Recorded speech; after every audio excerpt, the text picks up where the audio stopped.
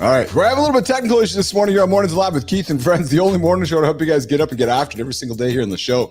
But as you guys know, we are all about doing things that others don't do. And sometimes when you have technical difficulties, you still deal with it.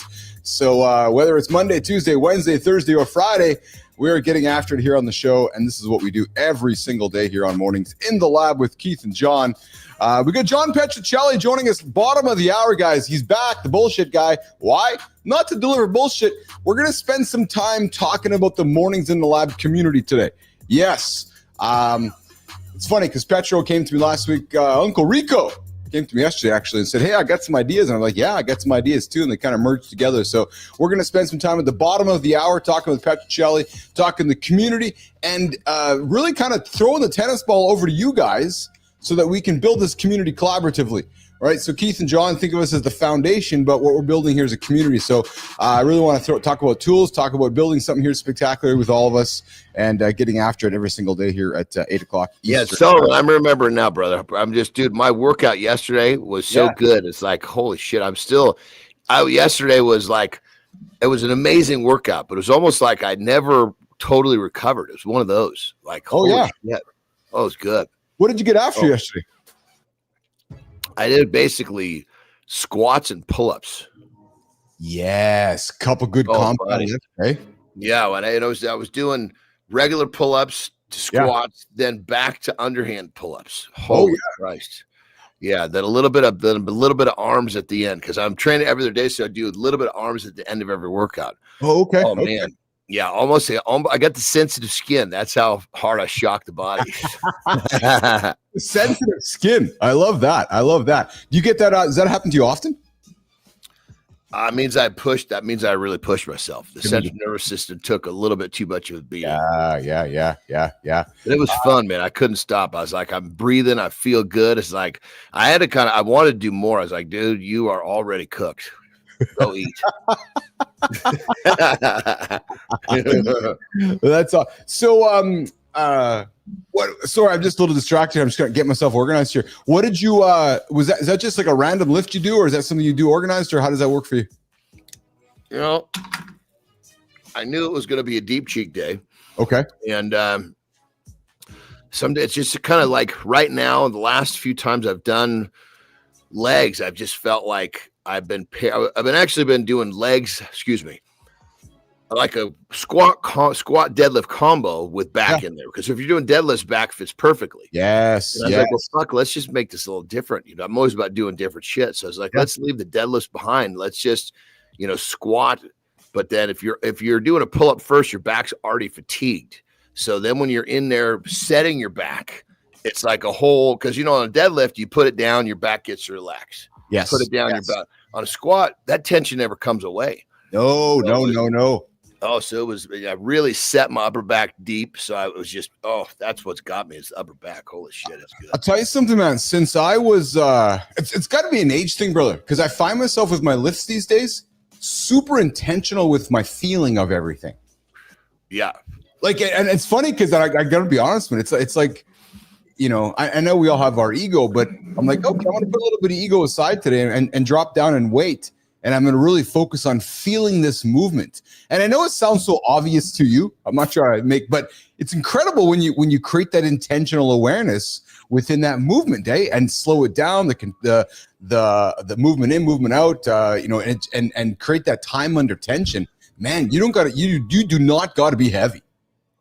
Yeah, totally. Yeah, like yesterday I squatted with no belt. Oh yeah. So I was setting my core the whole time. And when you train not in a public space, it's easier to realize, okay, what do I need to do to get the work in? Thinking what's going to be the most efficient, what's the safest versus it's just the way that, at least for me, of course, I've spent so many years being the guy lifting the big weights in the gym. Yeah. It's still in me. Yes. Well, sure it is. Absolutely. Well, it's funny, man, because I had legs day yesterday too, and I got into the squat rack, and I was doing some heavier weight than I normally would yesterday, but I was feeling good at it, and I was like, I kind of looked at my license, looked at my age, I'm like, fuck yeah, I feel pretty good, right? Because I can, and again, not about trying to hurt myself or be ridiculous, just this idea of feeling strong, right? Yeah. And then going to the kitchen, eating good food, and then feeling strong again. And I'll tell you, for me, that has to work. If I'm eating shitty and lifting, it doesn't work. I'm like, it's like I'm wasting my time. So when I'm dialed all in, right now I'm dialed in, man. I'm dialed in big time. I got my routine in shape and everything. So let's set the show up here today. I want to tease it. I got myself organized now, Jimmy. I got myself organized, so I'm going to tease it up here. What was it? What was the issue? So you know what happened is that I got my browser started, and then all my windows. So the show started, and I clicked the button. All the windows left. So just started shutting down. Well, I'm looking at my screen, and all I have is desktop.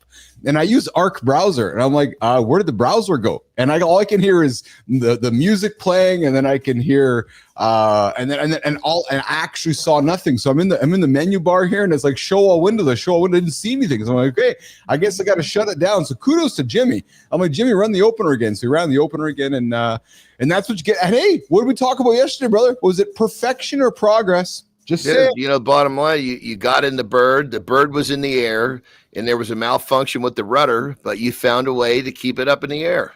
Boom, boom, boom. Exactly. Hey, we're talking, Johnny, the summer of the long ball. Have you ever had long balls? What? What are you talking about? Well, the chafing and, so men sometimes have like this. Are you talking about like when a dude gets like 85 years old and his nuts fucking hang down lower than his shaft?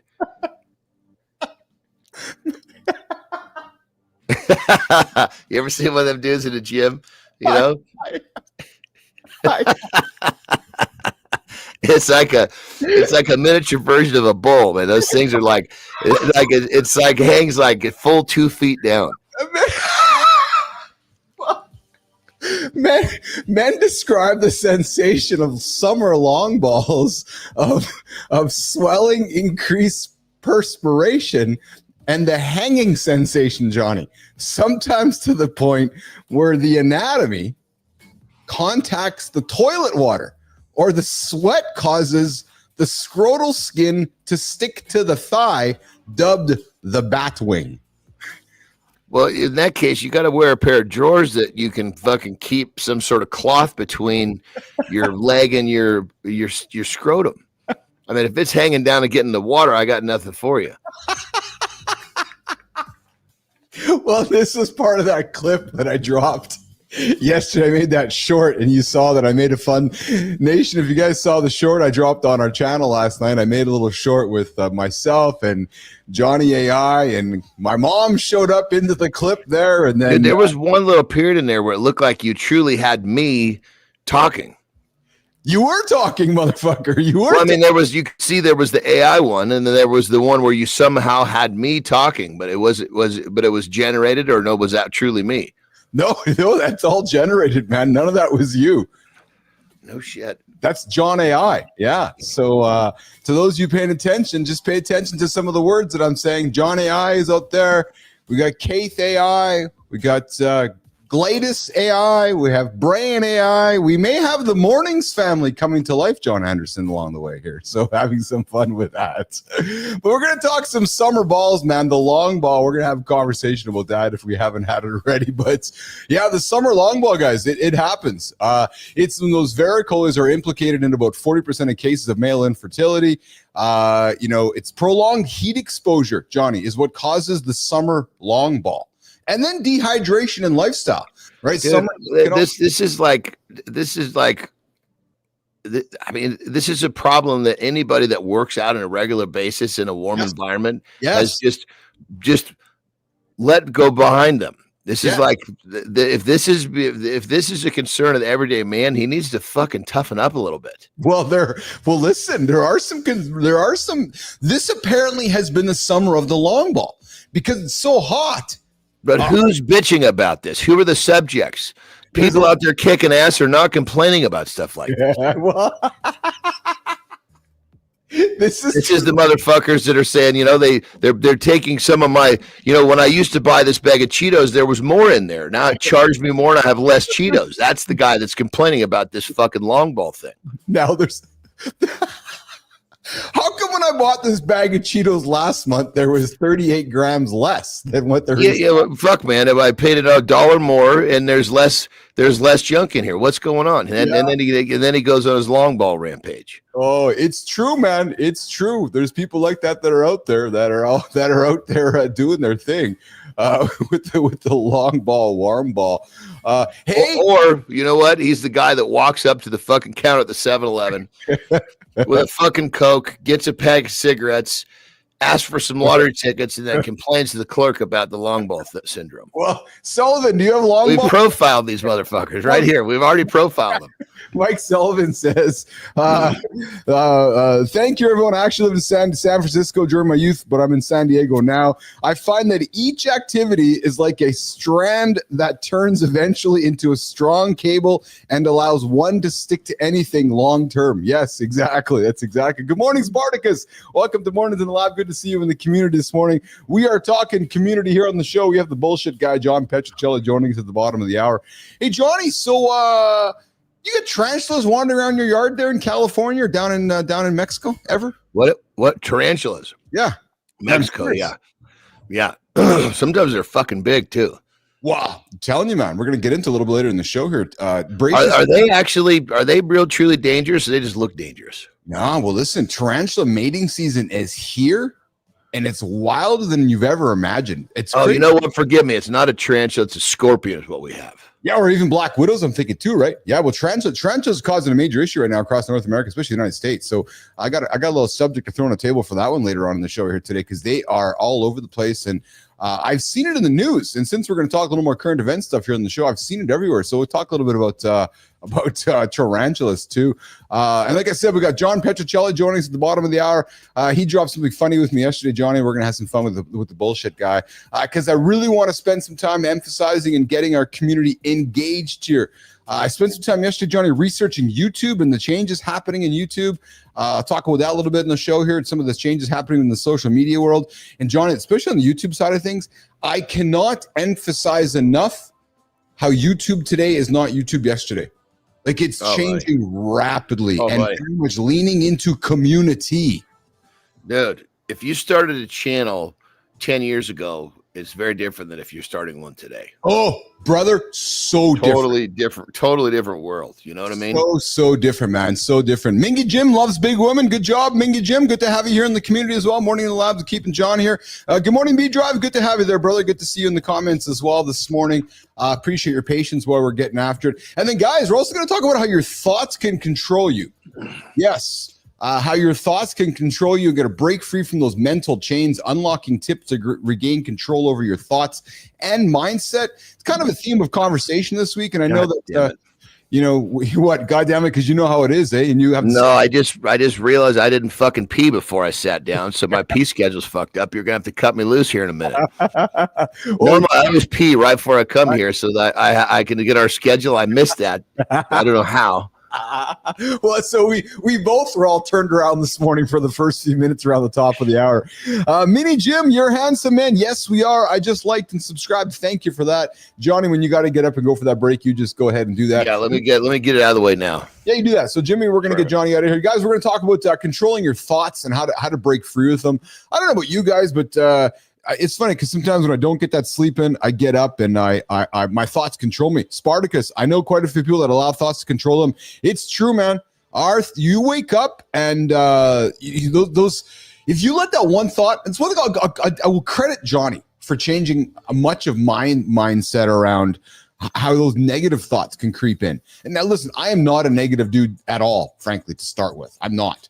I like to have fun with negative energy and make fun of it because I think maybe it attracts part of my comedic effect, and I enjoy. I use the word of theater, Spartacus. But man, you get up and you get a bad thought in the morning, that thing could just fucking take off. Oh, speaking of fucking, I forgot to tell you guys, it's an R-rated show. YouTube made a change yesterday too. Johnny can hear us. Hey, so they used to penalize you if you swore in the first 7 seconds. They would demonetize you, or they're like, no, you can't say that. So now, in the first 7 seconds, you can say fuck, bullshit, shit. You can just swear all you want. So we just might have to turn the dialing up on the swearing on the show. But all joking aside, this is an R-rated show, and I forgot to tell you guys that at the beginning while I was fumbling through the buttons here. So the thoughts can control you. We're going to talk about that, and maybe talk about some ways we can get beyond that that experience. I know what I do in the morning. I know what Johnny does, and we're going to talk about how to control those thoughts first thing in the morning, guys. Also, AI emotional attachments.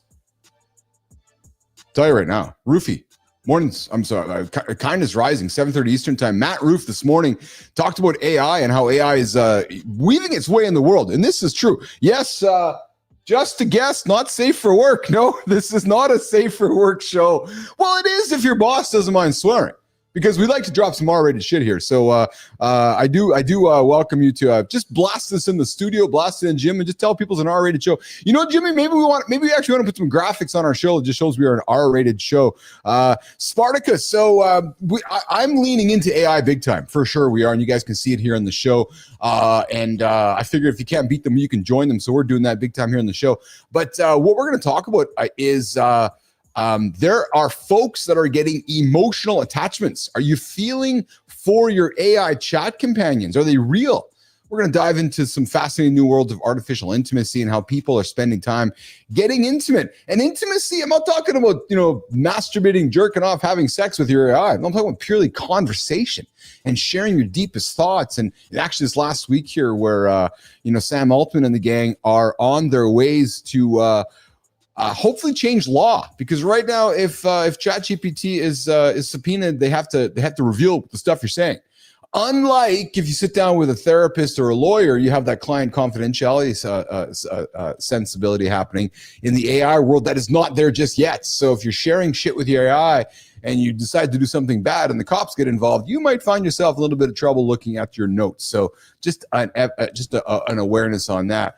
And then, Johnny, I know you're grabbing a piss right now, but I have a full body workout that folks might be ignoring. I got to be honest with you guys. I suck at it.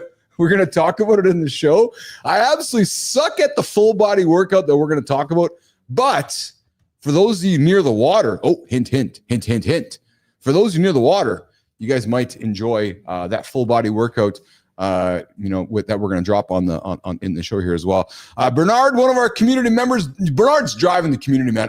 Bernard, you know my feelings about you, man. I'm a big fan of yours, and I invite you guys to check out Bernard's community, the B Drive community over on YouTube. He's helping us grow the community here over on awesome, Jimmy. Let's bring him in here. I'm excited that we got Bernard here, and on the Mornings in Lab community. What's going on there, Marty? And what's going on, brother? Good to have you in the What's up, man? How you doing, man? I'm good. Bro. How are you? I'm good. And then we're going to talk some peak meals for peak brain performance. I know a bunch of you guys here in the community have been curious about what we're eating, what folks are eating. I did find some recipes. Holroyd, ears up, brother. I know you've been curious about getting Johnny and Terry in the kitchen and working on that. Lady Drew, I see you there. I see you there in the comments, and you look like you've been having some technical issues as well. So we're gonna talk about food here as well on the show, and then trends, social media trends. Man, we got a big show here today. Even though we did have a guest. We had Sarah who was going to join us in the show today, but he had some technical issues as well. Didn't have a laptop, so he cannot join us on the show today. So instead, we got John Petrocelli, not lesser than, if not equal, if not better. We're going to talk community with John Petrocelli coming up on the show here. But let's catch up with Marty. What is going on, Mr. Christopher Martin? Nothing much, man. Just working, Had a good weekend. Went to a couple cookouts. Got some orange watermelon, yellow watermelon, really? Pink pineapples. Yeah. It's pretty good, too. Orange watermelon. I've never heard of orange watermelon before. It's pretty good, too. Really? What's up, Mark? What's up, Johnny? How you doing, brother? I'm good, man. How you doing? Good. Good. Yeah, I was telling you what I said? Yeah. I was telling Keith about mine. Come on, man. Some good fruit, man. I've never heard of orange watermelon before. True story, actually. Yeah, it's pretty good. Yeah, Johnny, you had orange watermelon, Johnny? I've never seen one. No. It looks like a regular watermelon. It's just orange on the inside.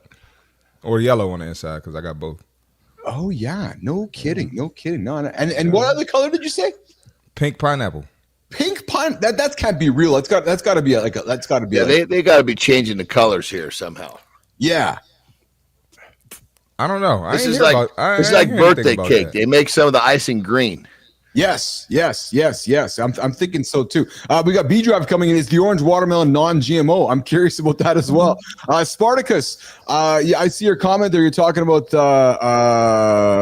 yeah, true, but I try to be on the old school world as much as possible. What's funny, guys, because if you guys seen the marketing we're creating, and we're leaning in, I'm leaning very much into the 90s vibe, the 90s vintage vibe, weaving it into some of the 2025 world we live in. So we're having some fun with that. And then I got Spartacus coming back with there are many students creating AI theosis using AI. Not sure how that makes them more intelligent. Well, I'll tell you, Spartacus, ChatGPT released today study mode.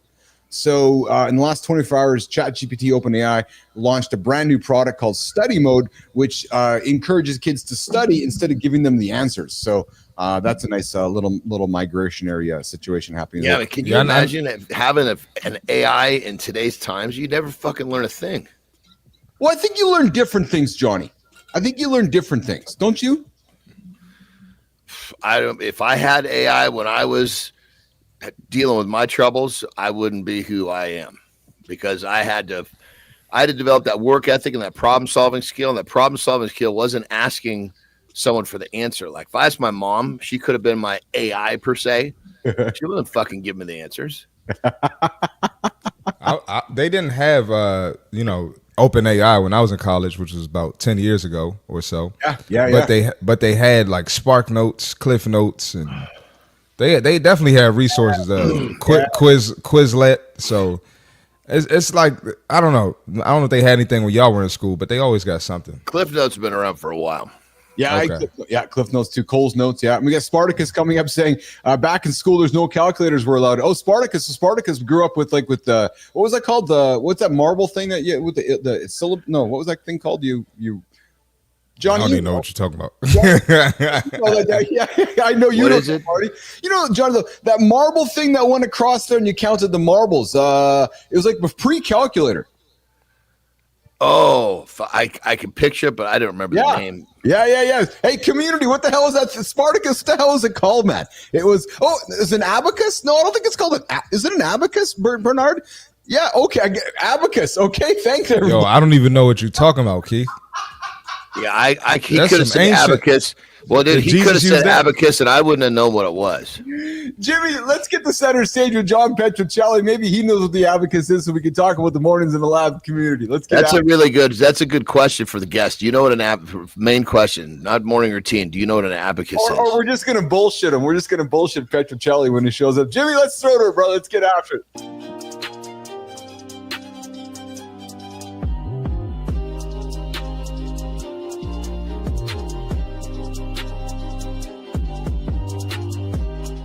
What's going on, John Petrocelli, the bullshit guy? How are you, brother? Hello. How you doing, back? What's up, brother? Hey, guys. What's going on? Welcome back. Oh, he's back already? He's back already, yeah. He's back already. Hey, so do you know what an abacus is? Did you grow up using an abacus, Petrocelli? I never used one. I played with the more interesting toys in the box, but, I guess. But at least you knew what it was. But you knew what it was. That's better than most. Yeah. You know. Marty and Keith are wondering what the other toys in the box were. We really want to know, what were the other toys? Sickos. Sickos. Yeah, He-Man, G.I. Joe. Oh, yes. Well, you know, Holroyd was cleaning out his closet last week. I know you were cleaning your closet at Holroyd, and he found his Hulk Hogan rubber doll that fell off the box. I had a Hulk Hogan doll, too. You did, too? Oh. Yeah. You remember Stretch Armstrong? You could pull that fucker like 25 feet. Remember that? I didn't have that one. Johnny, did you have a Jon Anderson doll? I'm not being serious right now. Yeah. Oh, you did? Yeah. Not very long, though. Oh, nation, we all have to. Hey, so everybody in the morning. That's crazy. We're moving our conversation to the community. Community, we have a job to do. We need to go find the Jon Anderson doll, and we need to bring the Jon Anderson doll back to life and bring it part of our community. My shirts would be easier to find than that. We had in Japan, we basically had shirts, and we had like sweat neck towels. Those were big sellers. But it was like it's like not a short thing. It's probably like to have one of them framed in my gym is probably 6 feet, 5 feet across. It's a different. They almost, I don't know, maybe a sweat towel is the wrong word. They use those around the neck a lot there. So Marty Petrocelli, before we get into it, guys, we kicked off the show. John and I had a couple technical difficulties, but we kicked off the show. It's the summer of the long ball. Have you guys been experiencing long ball situations, Johnny, Marty? We've already established the long ball person is the profile of that I'm not near that profile of person. I'm not talking to you, Anderson. I'm talking to Petrocelli. I was going to say, you got a short fucking memory, dude. Jesus Christ. Petro and Marty, have you had long ball problems this summer? Not so Say far. No. No. Say out of baby. Yeah, it doesn't sound like something that I'm associated with, so I'm going to say no. John, Marty's just going to say no. Yeah. Well, see, if you're complaining about long ball syndrome, then you're also fucking complaining that you never win when you scratch your lottery tickets, and the fucking price of cigarettes went up, and why are there so many fucking Diet Cokes in the 7-Eleven? The fucking Cheetos cost $1 more, and there's less in the bag. Yeah.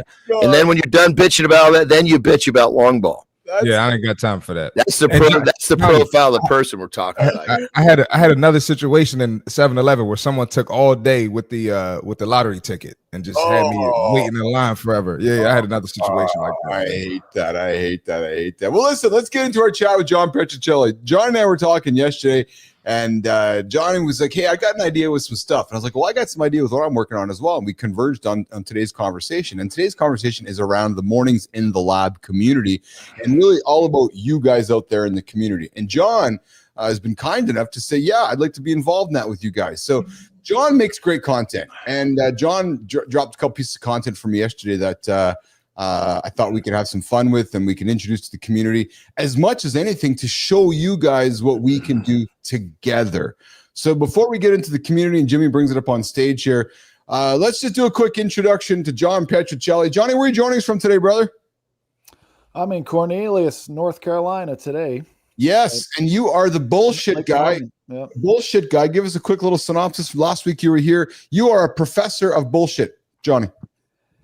Yeah, I study bullshit and why it happens, conditions that people might refrain from it.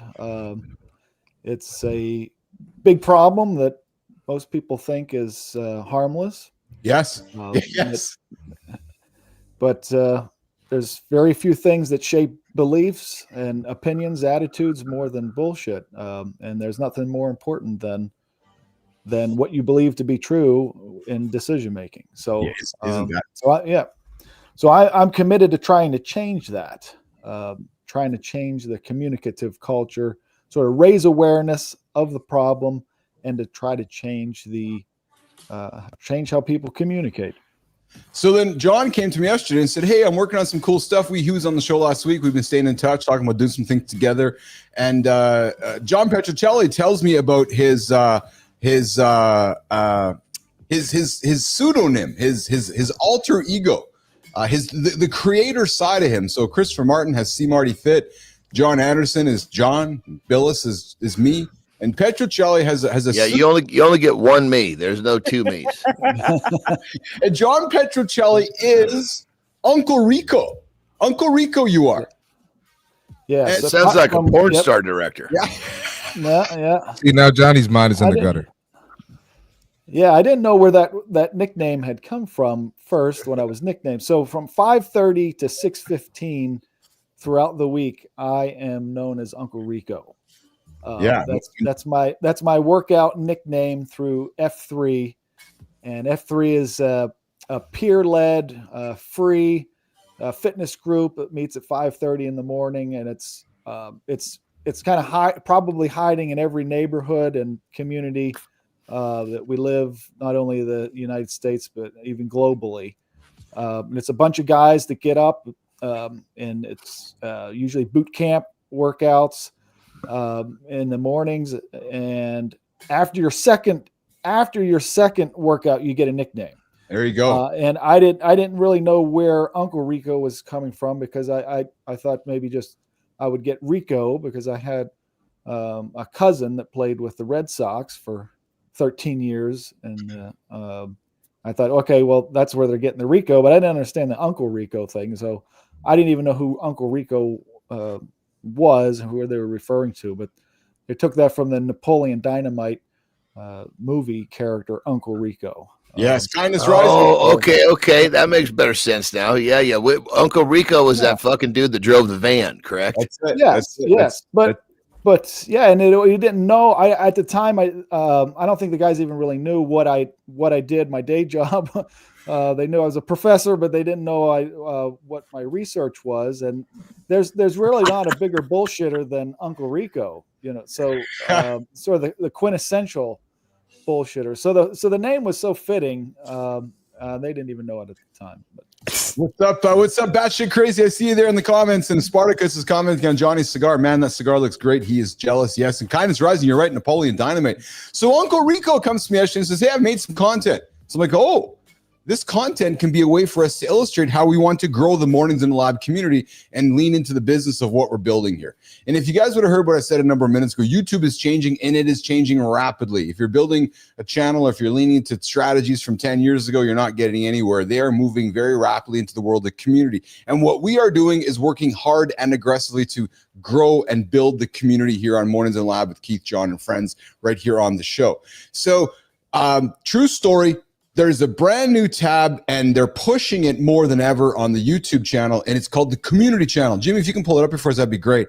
And they also have a channel called Posts. Now, everybody out there, Spartacus, what's up? Kindness Rising, B Drive. I'm inviting all of you guys to start posting to the community.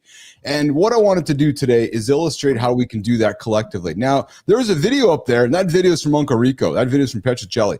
Jimmy, let's play that video, and let's have a little chat about it so John can kind of share the story behind the video, and then we're going to keep talking about it. Oh, look, and there's even an ad, too. Look at that. So someone's making some money from those whole things. But I'm hoping that we can let's go, Jimmy. Here we go. Inspired by Uncle Rico. Back in '82, Coach would always say, "Rico, you got to run the play we call." But I think he had it backwards. Life's more like when you're quarterbacking. Sometimes you got to throw the ball away and live to fight another down. The real tragedy isn't missing the touchdown. It's spending 30 years in the huddle. Yankees under 12.5, A's over 7.5, White Sox over 6.5, odds plus 113. All right, so there you go. So there's a little post from Uncle Rico that I posted today on the YouTube channel on behalf of Rico, but you guys can as well. And Mike, you're right. I actually looked into that, and it only seems available on the YouTube phone app, not on the desktop, laptop version of YouTube. So there's some truth to that. So YouTube is rolling this out, and they're doing it a little bit. What is it? There's YouTube that you only for the phone. So there's YouTube on the phone, right? So we're doing a little bit of teaching here. So on the YouTube mobile app, guys, and I'm this is really serious because we're talking. Who's that guy that just popped up? Yeah. So if you guys open up the YouTube app, and if you guys open the YouTube app and you see there on the top button on our channel, you're going to see a thing called Visit the Community. Now, if you guys click on Visit the Community, it's going to take you to our feed. Now, what I'm inviting you all to do is this: when our show is over, let's continue and resume the content and the conversation in the community. All of you guys, Bernard, Spartacus, B Drive, Mike, Kindness, everybody, Petrocelli, Marty, Johnny. Let's all keep the conversation happening in the community here to continue bringing this show and bringing our brotherhood all alive. And I wanted to bring John Petrocelli here today to illustrate how we can do this to collaboratively and together. So John can post stuff onto our community. We can post stuff onto the community. But guys, we can do it together. Right. So we go live here every single day, 8 o'clock, 10 o'clock Eastern time, with Maddie starting at 7:30 Eastern time on Kindness Rising. We're looking to grow this platform. And I'm not talking so much today.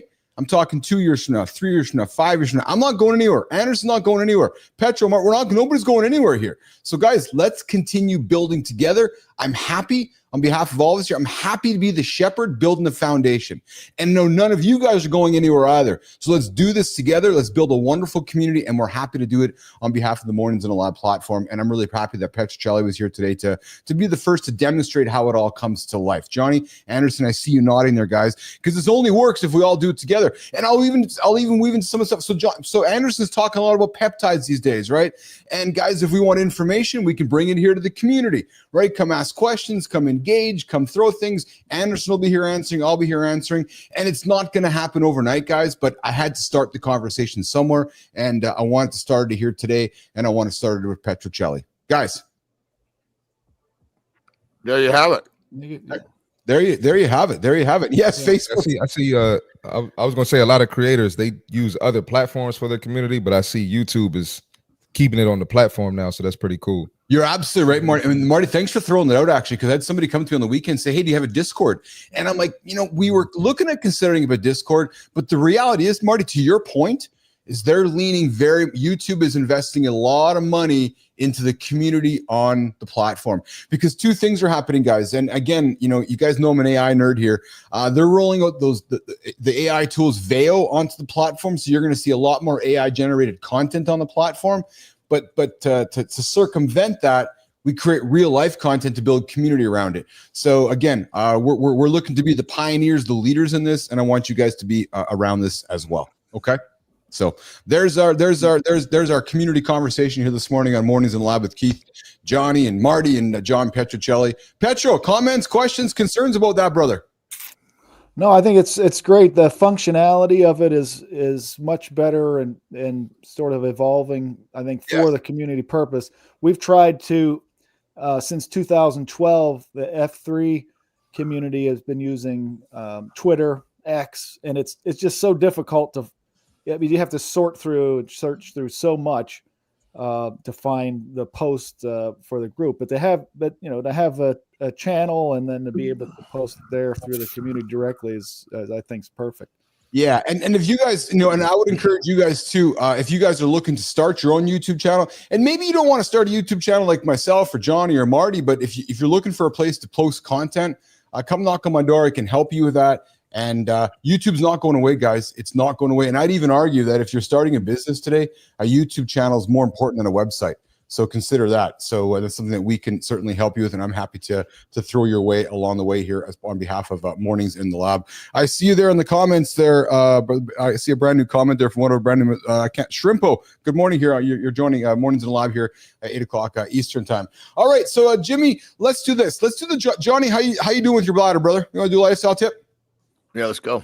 Let's do a lifestyle tip, and then after that, we're going to come back. And guys, stick around. Petrocelli, can you stick around for a few minutes? Mario, stick around. Let's get into a conversation around how our brain controls our thoughts and how we can perhaps put some tactics on the table. And Petro, thinking about you, man, from the psychology side of things, how we can give some tactics to our folks to let that brain be uncontrolled by those negative thoughts. I do some things in the morning. I know Johnny does some things in the morning as well.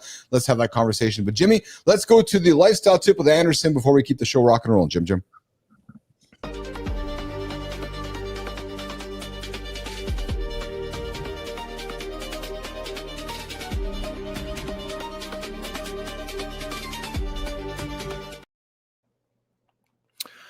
All right, we're going to keep this short and sweet, because sometimes short and sweet and simple makes it easier. If you're one of these people who wakes up, and I'm one of them, who wakes up and your brain, your mind, your thoughts go down a negative rabbit hole, you immediately go to the problems, the things that you've got to deal with that stress you out. If you start your day with these type of thoughts, here's a simple tip. You see, your brain doesn't have the ability to have thoughts of anxiety and gratitude at the same time. It's one or the other. Well, if you're waking up and you're right away going into those anxious thoughts, you have the ability to turn off that spigot that's giving you that feeling that you don't want anymore. And all you've got to do is go into a state of gratitude. How do you do that? Think about the things in your life that you're happy to have. And it could be as simple as, you know what? I live in a country where I get to have food at my disposal. It could be I'm so grateful that my kids are healthy. There's so many things we can be grateful for. And as soon as you go into that state of gratitude and your brain starts to think about the things that you're happy and you're lucky and you're grateful to have, that spigot that's pouring out that anxiety and stress turns off. Your brain doesn't have the capability to do both. So the tip is simple. If you wake up and you feel anxious and anxiety ridden and stressed out, you have complete control. Go into a quick state of gratitude, change your state, and have a good day. Rock and roll. Right now, as you're listening to this, there's a program running in your brain that was written years ago, and it's making decisions about your day without asking permission. Every morning, millions of men wake up feeling like they're fighting an invisible enemy. They set goals, make plans, try to stay positive, but something keeps pulling them back into the same patterns of stress, doubt, and frustration. What most people don't realize is that neuroscience has identified the exact mechanism behind this struggle. Today, we're diving deep into the science of mental sovereignty, practical techniques that high performers use to break free from invisible barriers and take control of their daily experience. It's time to stop being a passenger in your own mind. Let's unlock the system. Thoughts shape our emotions, our behaviors, and even our physical responses. Guys, most of the time, we're only vaguely aware of this process, but left unchecked, unwanted, those negative thoughts can spiral into patterns that dictate your mood, your decision-making, and your daily habits. This morning, we're going to get into some conversation around how to manage these crazy thoughts and how these thoughts can control your life. Let's get into it. Johnny teased it on his lifestyle tip. John Petrocelli joining us here, the bullshit psychologist, and Marty as well. Johnny, do you wake up with Petrocelli? Do you wake up with negative thoughts, and how do you grab control of them when they're spiraling out of control with you, John Petrocelli? Well, the most negative thoughts I tend to have are the things I need to get done today. You know, I start thinking, okay, I got to get this done. I got to get this done. I got to get that done. And then it seems overwhelming. And then, and it's almost painful to think about that. Now, what I tend to do is just write them down on a notepad. You know, okay, here's the 5 or 6 things that, you know, I'm going to do today, or here's my schedule, you know. And once I've got it on paper, it's like there's freedom, right? Because you have it on paper. You don't have to entertain all of these thoughts all at once that seem so overwhelming. And then I cross them out throughout the day, you know, and you feel a sense of accomplishment. But if you're just kind of ruminating on all of these things, you know, all day long, and you don't have them on paper, you're what your mental processes are doing is kind of checking over and over again. Yeah. Spartacus says, I wake up saying, fuck, work starts in 1 hour. Spartacus, you might need to look for new work if that's how you're feeling every morning. Marty, I know you start with prayer. You start with scripture. You start with the Bible. You still diligent with that every single day, brother? Yeah, not necessarily scripture every day, but something motivational, something positive. But that's part of it sometimes. But yeah, just you got to act your way into positivity. You can't think your way into positivity. Oh, I never heard that before. You have to act your way into so that would be like Young Conqueror. Do you read philosophy? Yes, we do read philosophy here on the show. Johnny Anderson's a philosopher. Johnny's coming here in a second. Marty, so I like that, acting your way into it, because that's like using movement, isn't it? Yeah, that's it. So it's positivity I listen to, and then it's followed by movement. That's when I do my morning stretch. Then I start setting up for my clients and everything. Next thing you know, by the time they come, I'm hype. I'm positive. So. Yeah. Johnny, how's counting in working for you? Because I know I've really leaned into, you know, your experience. When you get up in the morning, you count yourself in. Is that still working for you today? Because I know we're always trying different things. And is that practice of counting your negative thoughts out, is that still working for you, brother? You know, I've actually that's kind of my fallback. What I've been meaning, like if I'm struggling, I can always use that. But what I've been doing lately is I've been laying on the ground, basically with a pillow under my thoracic. So I'm basically kind of working on my posture as I lay there with my arms open. So I'm stretching out my chest. So I'm multitasking is what I'm getting at. But what I do is I start going in I visualize from that moment what my day is. And by the time I get to that point where it's the end of the day where it's time for me to disengage with Terry. Yeah. I'm in a really light state, and I just kind of, then that's when I've shifted into that place where answers start being delivered to me, even though I haven't asked any questions. Interesting. We're talking how to control your thoughts and how to tips on how to break free with them. Guys, I know Marty and Johnny, I've shared with you guys in my journey on life. I've used the elastic band situation. And Petrocelli, I'm curious to know if you've heard of that from the psychology side of things, where when my negative thoughts have got out of control, and I use it as a young man, as I was struggling with erectile dysfunction, I was having struggles getting a hard on. I was like, what the fuck, man? Because my brain was squirrely.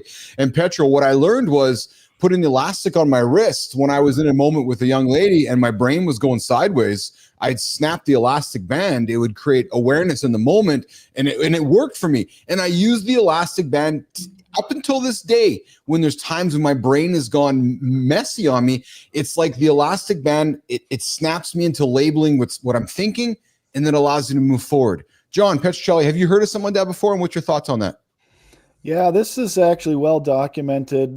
What you're talking about is hyper accessible thoughts or hyper accessible cognitions. There was a really good book written years ago by Daniel Wegner called White Bears and Other Unwanted Thoughts. And if you ask someone to just kind of freely ruminate, tell me whatever's going through your mind, just free associate. Say, whatever's going through your mind. They won't say, oh, I'm thinking of a white bear. Right? Then if you ask them, hey, I want you to do that again. This time, I don't want you to think of a white bear, right?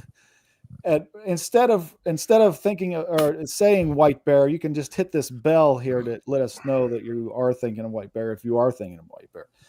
And then what you see is people start to free associate again, and then they start hitting the bell over and over and over again because they can't stop thinking of the white bear, right? And so, but this is the way mental processes work. You've got your automatic monitoring system that is continually checking to determine whether or not you've achieved the state that you are seeking, right? So if you haven't gotten to that, then it will continue monitoring. One of the tricks is to stop trying.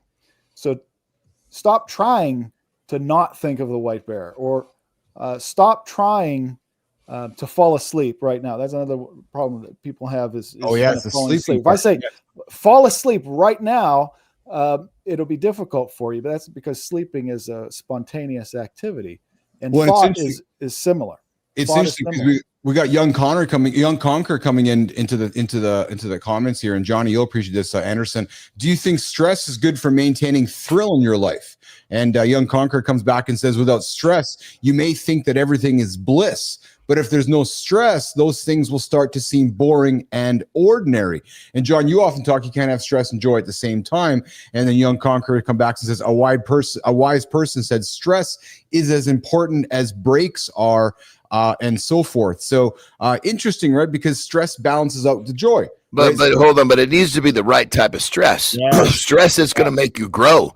Yes. Stressing out about shit that you can't control, that brings you nothing but cortisol and makes you feel like shit. That's not the kind of stress that we need. No, we need the kind of stress of stepping outside our comfort zone and doing hard things. This is the type of hard or stress that we need that will help us grow as an individual. Well, and maybe Anderson, almost like the stress we had to start the show here today, right? We both were fumbling around with our buttons and stuff, and that stress wasn't causing us not to sleep. That stress wasn't causing us to lose our job, but it was the stressful of the excitement of the anxiety of the moment. That's good stress, John. Just a little problem solving. Yes. Problem solving of something that mattered.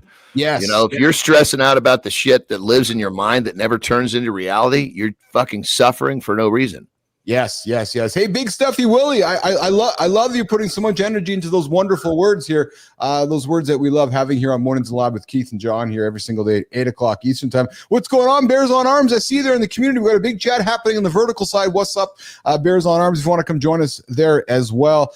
Hey, Petrocelli, anxiety versus stress, and those negative thoughts. When is anxiety good for us, John Petrocelli?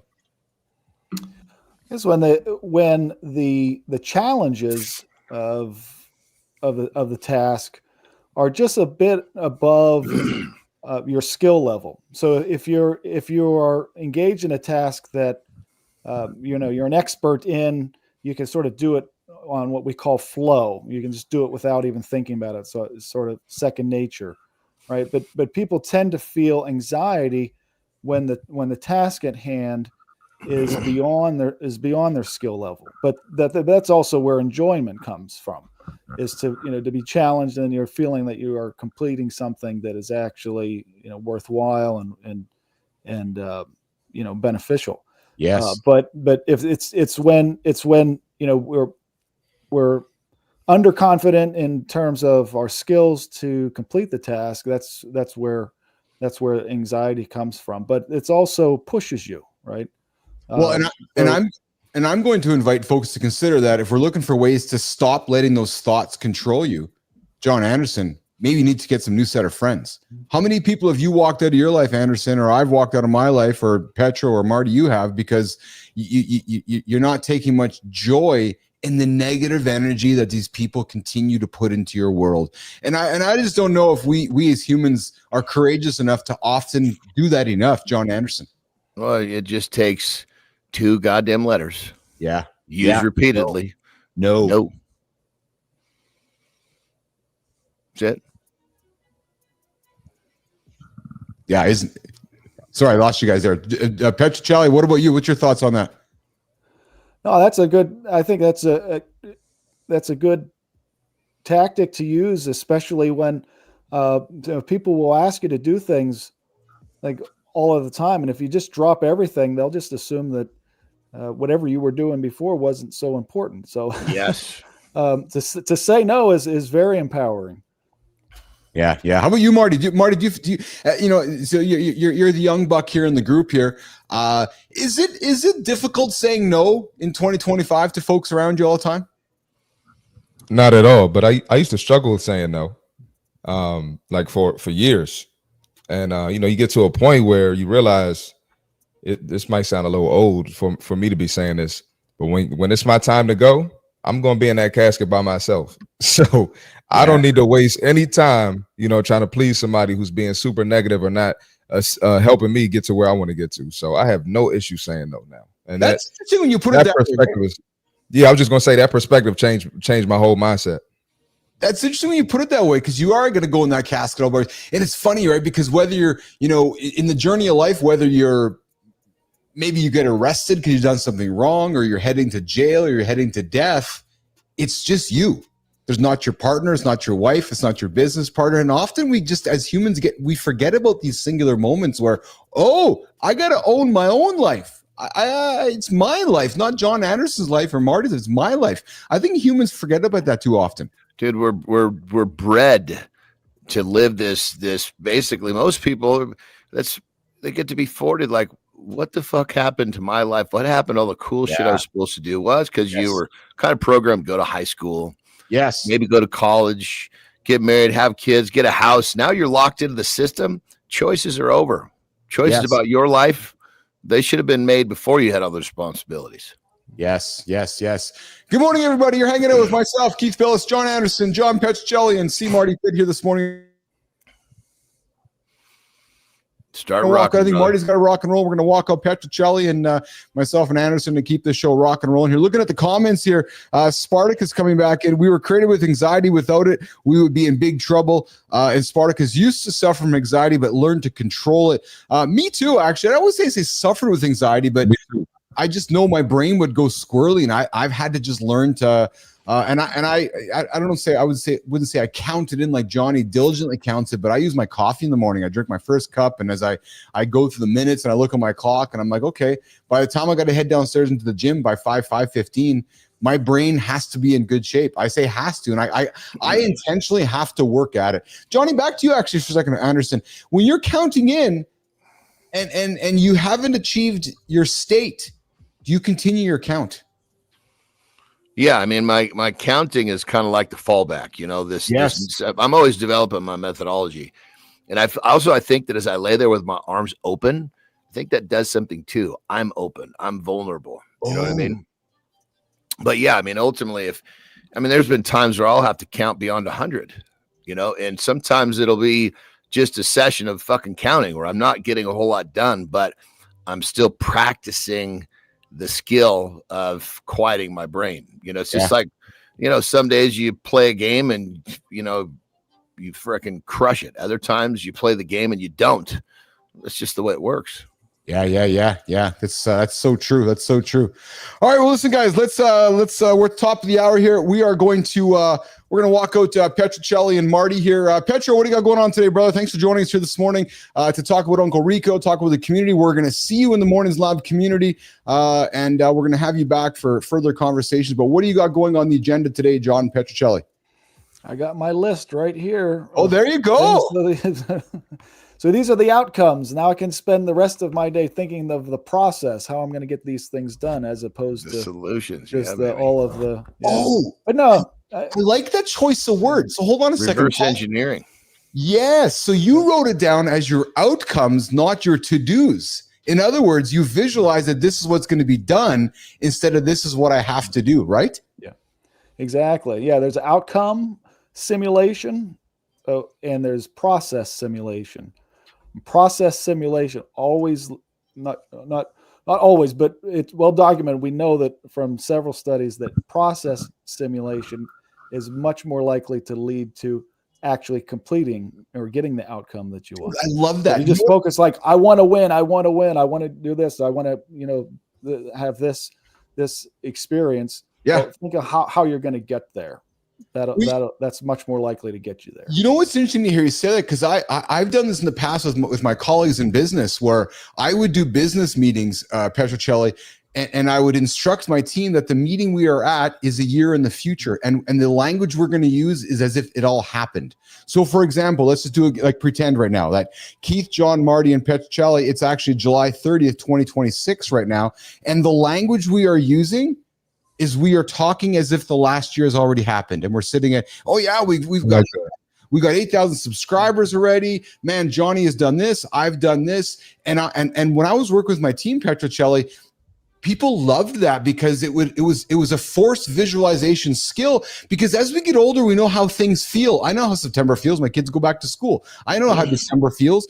And when I started adapting that methodology, things happened. You follow what I mean, Petro? Yeah, absolutely. Yeah, if you speak it, people talk about speaking things to into existence, but I'm convinced that opens the door. That how am I going to get there? So what's the process? Yes. And so this kind of frees your mind if you say, okay, well, I accept, and it also gives you confidence if you say that I'm going to do this. This is going to be complete. I'm going to achieve this. Then you you're much more likely to put yourself in a position to actually achieve it. Yes. Or I have already achieved it. Right. So like Marty's saying, so over the last year, this has already happened to me, even though it hasn't, but in his mind, he's tricked his mind that it's already happened. Marty, what do you got going on today, brother? We got the show tonight. So that's always exciting. I always have a blast on my show. And had a location shut down with Gold, so I'm dealing with that with a flux of new members. So I'll be busy. There you go. All right, boys. Well, Jimmy, let's walk out Marty. Let's walk out John Petrocelli, and we'll keep the show rocking. Give me a piss when they let me have a piss when they go.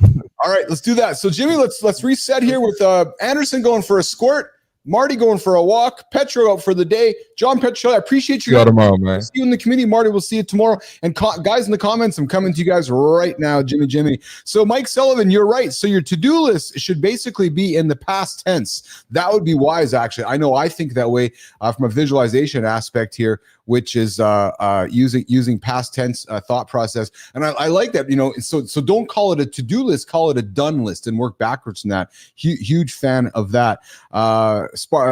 Mike Sullivan, I went to the gym and got back, got a great workout, then checked the box or crossed it off the list. Yes, I went instead of I'm going to, right? I think those are really wonderful things to think about. Bernard's coming back with, I evaluate if it's positive or negative and start giving gratitude until I'm at peace and have received an answer to the attack. Oh, that's really great stuff. I know I got a wonderful gym behind this wall here, and there's days where I look into the world of gratitude and recognize that I'm grateful that I can do this, right? I know Jon Anderson's often talked, but it's not a grind. It's more of a grateful thing, right? So we want to be grateful about the opportunities to strike off the things on our to-do list, right? So, all right. It's been an interesting show here today on Mornings in Live with Keith, Jon, and friends. 8 o'clock Eastern time, right here on YouTube, LinkedIn, and X. You guys can join the live conversation. We got the Mornings in Live community after it, and we're going after it right now. Go jump into the Mornings in the Lab community tab over on the YouTube channel. And you guys are right. YouTube's, I will admit it's kind of a mess. It's kind of a little bit of a mess, but on the mobile app, and I know most of us are on the mobile feed here. So guys, on the mobile app, you are going to see me be much more engaged in that community, and I'm hopeful to see you guys there as well. My goal is to put article links that we've talked about on the show into the feed. My goal is to put topics we're talking about tomorrow into the feed. But most importantly, guys, I want to know what you guys want to talk about. Hear me clearly. Everybody, ears up, listening to right now. Ears up. This is our show. This is not my show, Johnny's show. Yes, we're the shepherds of the show, but this is our show. You guys, we're all getting up together, and I just put my hand up to say I'll lead this thing. But guys, I want to hear what you guys want to talk about. Bernard, if there's something bugging you, put it into the community. Mike Sullivan, if there's something bugging you, put it into the community. Spartacus, you're like, hey, we should talk about this, put it into the community. Let's have a wonderful community. Let's create the biggest morning show platform on the planet right here on YouTube.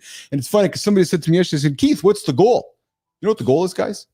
We are creating the biggest morning show platform on the planet, and you guys are all here for it. Matt Roof, Kindness Rising, Spartacus, Bears on Me, Global. You guys are, Lady Drew, you guys are all going to be here today, and you guys are all going to be here 2 years, 3 years, 5 years from now, and it all starts in the community, and I'm hoping that you guys can help myself and Jon Anderson build it along the way. And besides that, you guys can also join the show via the hotline, 431-300-3005, 431-300-3005. We'll get you into the community on phone, text as well. All right, let's keep it rocking and rolling. I'm going to have some fun with Anderson here for the next 30 minutes as we're stumbled our way through the first hour. Johnny, I got something for you, brother, that I know you and I would love to have. I got to be sharp at the 30 mark today. Works for me, pal. Works for me. So you have always living by the water. You're a water guy. You're a water guy. I've never. Yeah. If I have every home that I've ever bought is literally, my Mexico house is the furthest away, but you can still see it. Easily see it. I got something for you here. The secret full body workout you might be ignoring, and it has to do with the water, and I suck at it. Jimmy, let's run the opener, buddy. Let's have a conversation about it.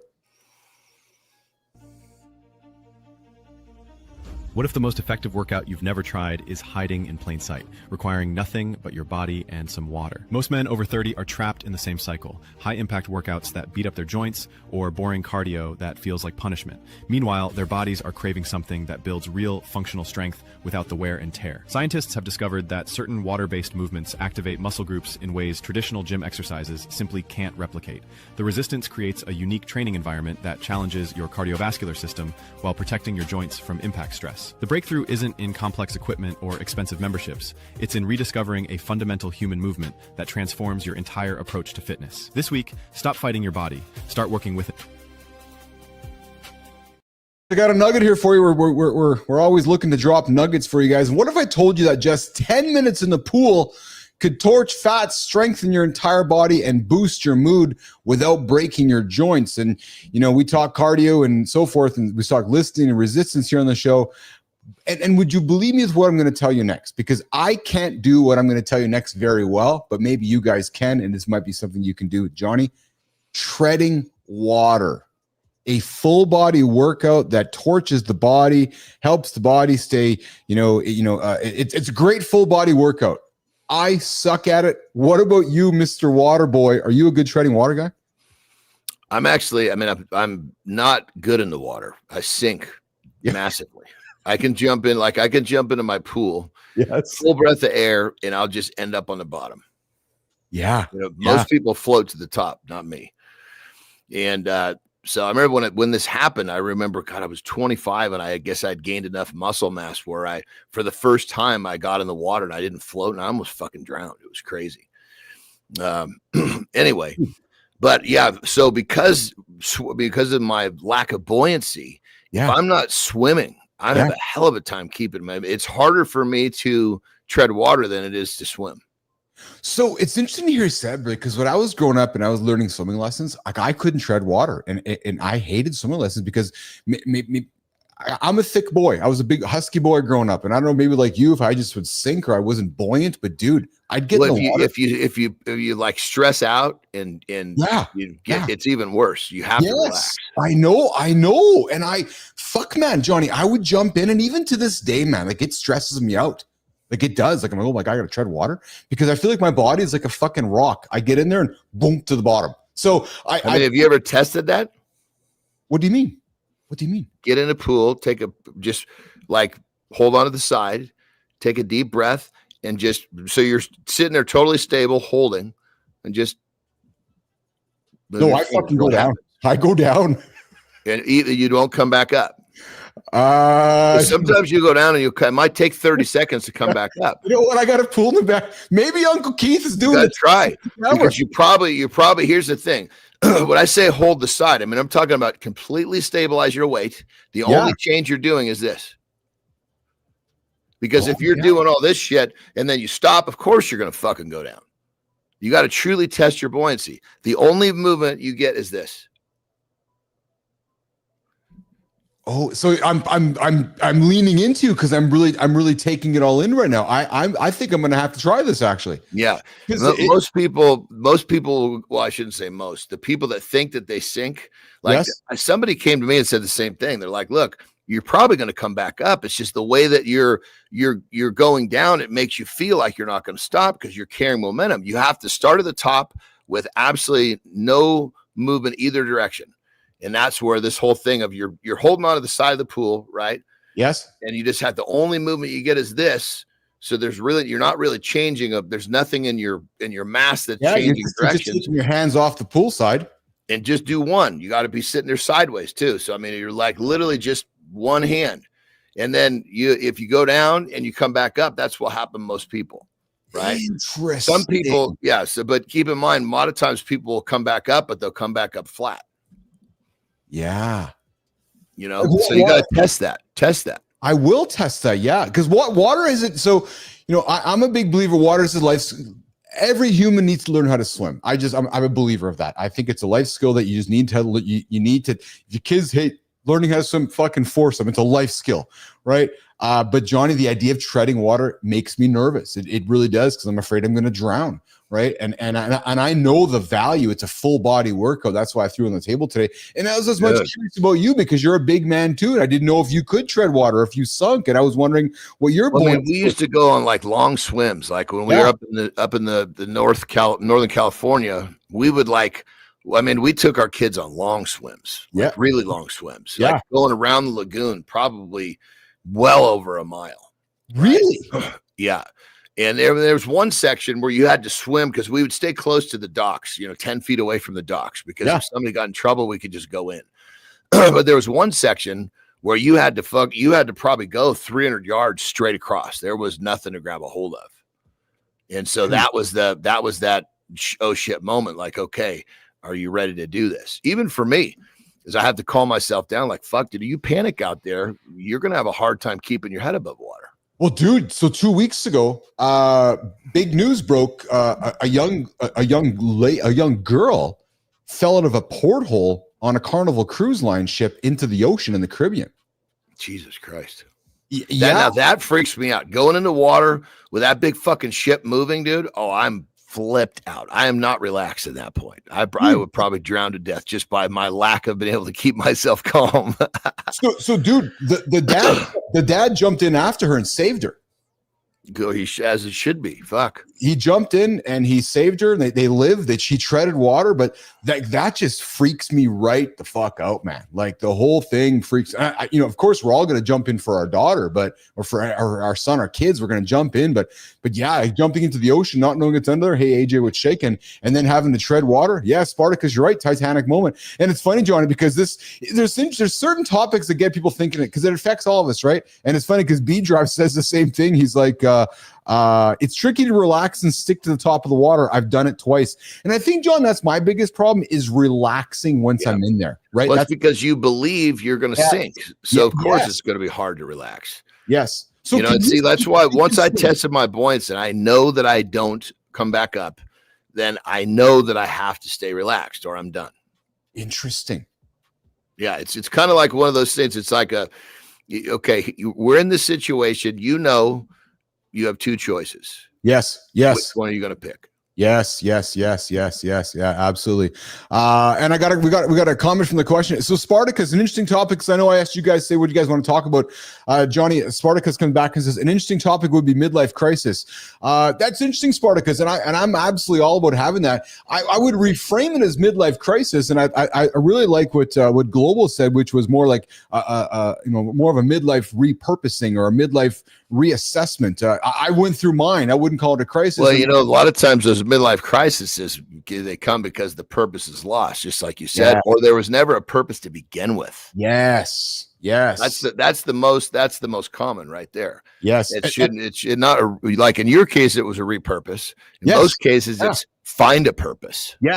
Yes, that's exactly. Well, Johnny, you yourself, you went through your journeys, and you bodybuilding and wrestling and strongman and an entrepreneur and businessman. So you have constantly been redefining your purpose. And you said something just a couple minutes ago, which I think is striking. Those that don't have a purpose to start with, I think, are those that wake up going, I'm in a crisis.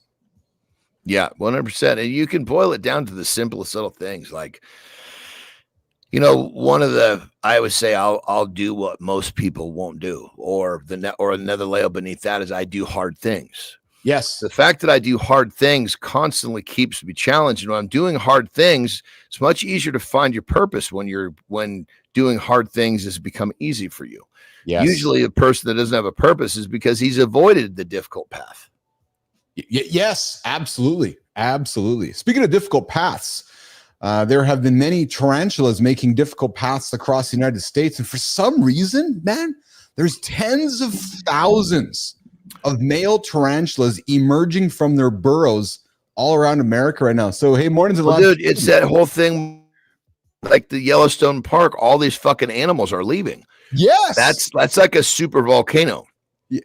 If that fucking thing blows, almost the whole U.S. is going to be in trouble.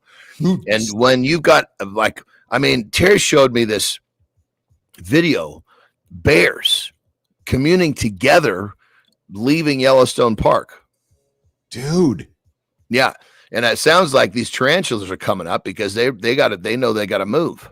Yes. Well, so Jimmy, let's run the tarantula segment and have a conversation about it.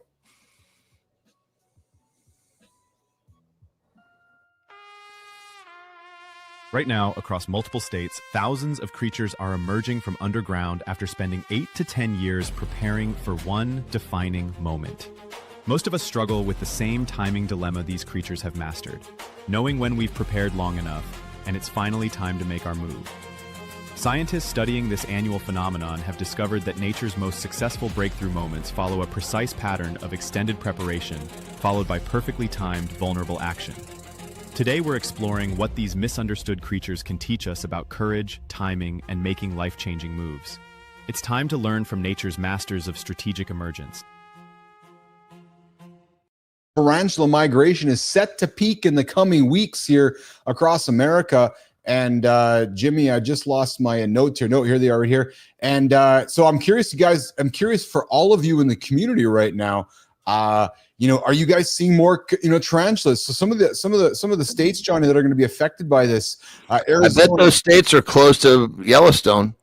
Arizona, California, Colorado, Kansas, New Mexico, Texas, and some of the additional states like Nevada, Utah, Oregon, Washington, Oklahoma, Missouri, many of the western states, Florida. Which way are they migrating? Are they migrating away from Yellowstone? Yeah, I don't know. I bet you that's what's happening, because there's a shitload of animals that are migrating away from Yellowstone as we speak. Yeah. Despite being called a migration, this is actually a mating expedition. Male tarantulas between 8 to 10 years old emerge from their underground burrows to search for females who remain in their silk-lined burrows. The males may travel up to 20 miles, Johnny, in their quest for males. So right? this is about humping, not survival. I guess. Yeah, it is. Yeah, it is. The process is triggered by cooler fall temperatures, increased moisture, hormonal changes, and some of the species involved. And Johnny, there's 29 different tarantulas in the United States. I did not know that. So I was fascinated by it because I saw that tarantulas, they've been in the news. I would have thought there'd have been more than that. That's not that many variations of a species. Yeah. So any of you guys in the community, if you guys see tarantulas, I'd like to hear about them. Pop your picture over in the Mornings of the Live community, and let's have a look at it. And I didn't know this either, but their venom is mild and not medically significant for most people. Right. But I was gonna say there's some of these things that look like they'll fucking knock your socks off, but they're not that dangerous. Like a scorpion's the same way. It hurts, but like I don't even sweat these things. What I'm worried about is the fucking rattlesnakes. Oh, really? Yeah, because we have a wall around our house, right? But they can go under the gate. We have a gate that closes, right? Okay. But it's on wheels. So there's about a spot about that big that it can go, that these snakes can go under. Yeah. The problem is we come home, if one's gotten in there, the dogs, they run around and do their thing. And so we have to kind of take a quick look to see if there's any. Sometimes these little bastards, I'm like, look, I'm trying to get you out of here. I got a shovel and I'm just going to try to pick you up and put you over the wall. And the little bastards are striking at me. I'm like, dude, you got one more of those, and I gotta fucking behead you with this shovel. Come on, So seriously, so I'm being serious. So so I'm just a Canadian nice guy over here. So these fucking rattlesnakes around your yard, and you see them. The dogs are there. Do they not attack the dogs? No, the dogs are interested in them. They go get inside. The dogs get inside their space. Yeah, and then they get hit. But keep in mind, in many cases, the dogs they metabolize that venom so quickly. They're not at the same risk that we are. But, like a big snake on a small dog, it'll put that dog's lights out.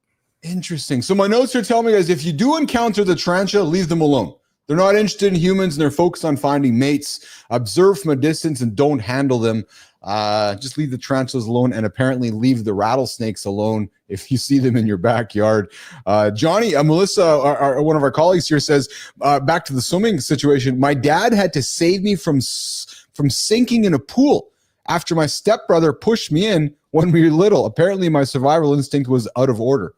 Yeah, just got pushed in and sunk, apparently, right? So good job there, Melissa. Good job, Dad. It's funny, too, Johnny, me, a couple summers ago, sitting in the backyard here, and there's a little girl in the pool there, and I was watching, and I was in my clothes, and I can see, and I'm watching, and I'm like, oh, she's about to, and I ran in fully clothed.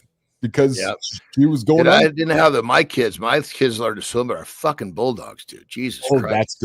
That's good. They would fall off and they would go in.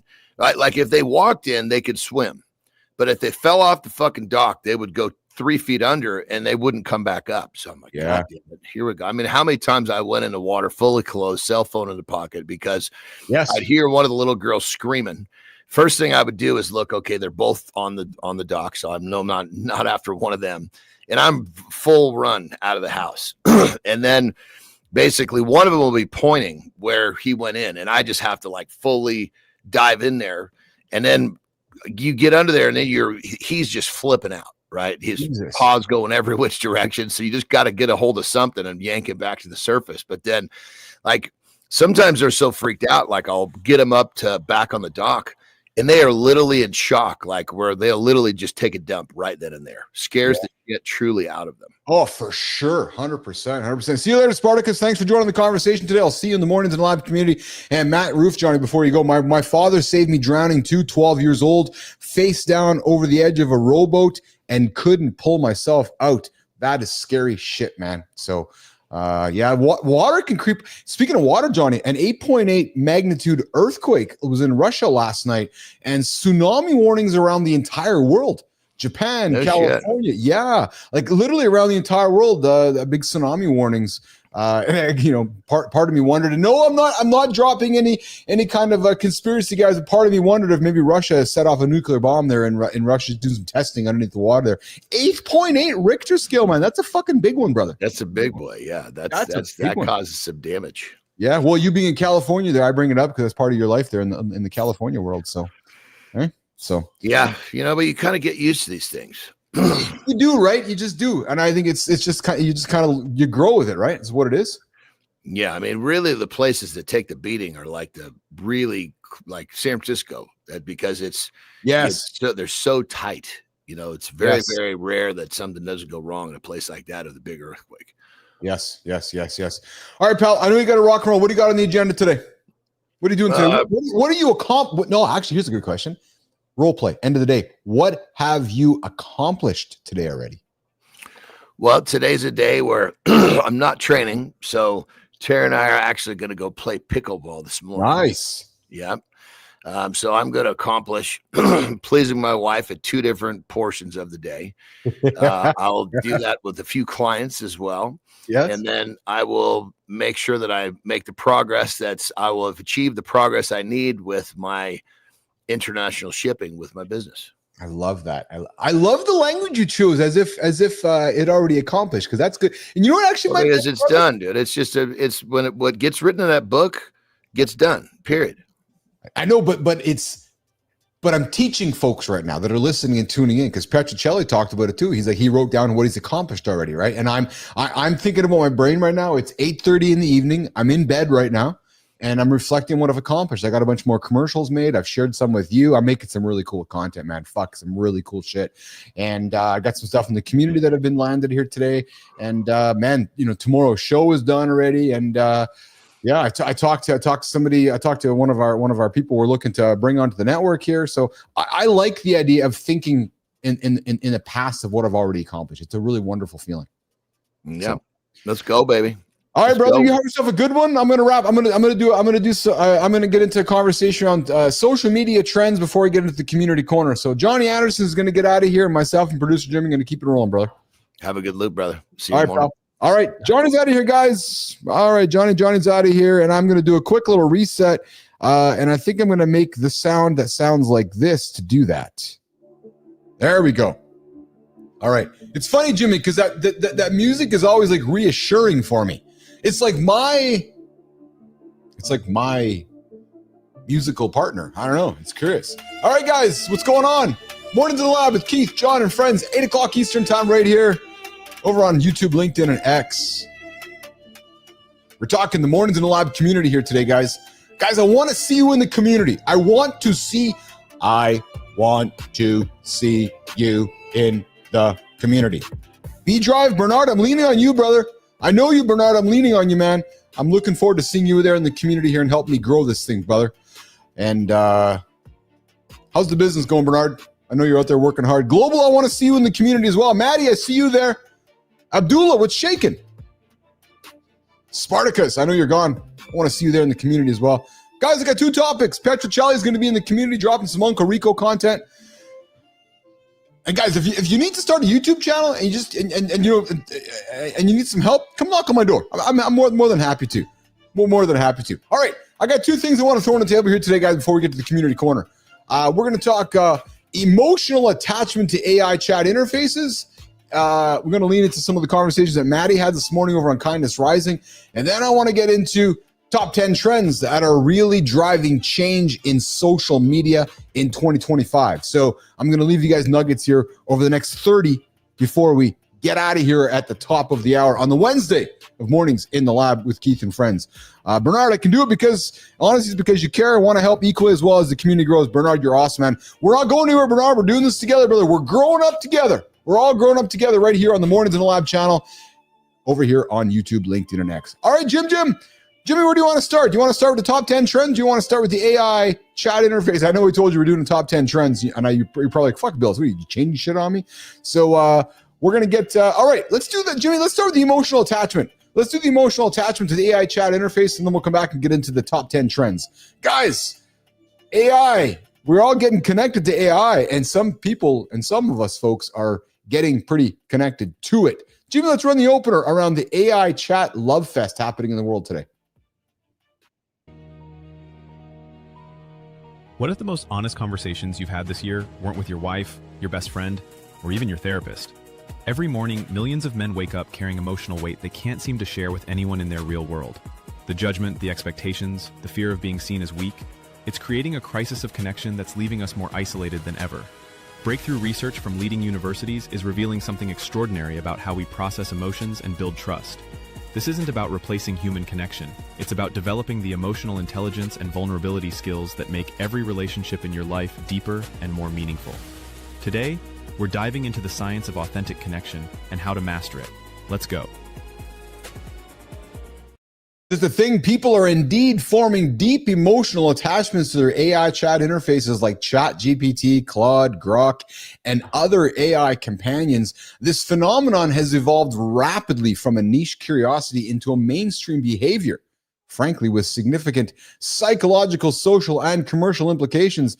Guys, some recent research has revealed that emotional connections with AI are far more widespread than many realize. A recent 2025 study by Common Sense Media found that 72%, gentlemen, 72% of US teenagers have used AI companions at least once, with over half qualifying as regular users who interact with these platforms multiple times per month.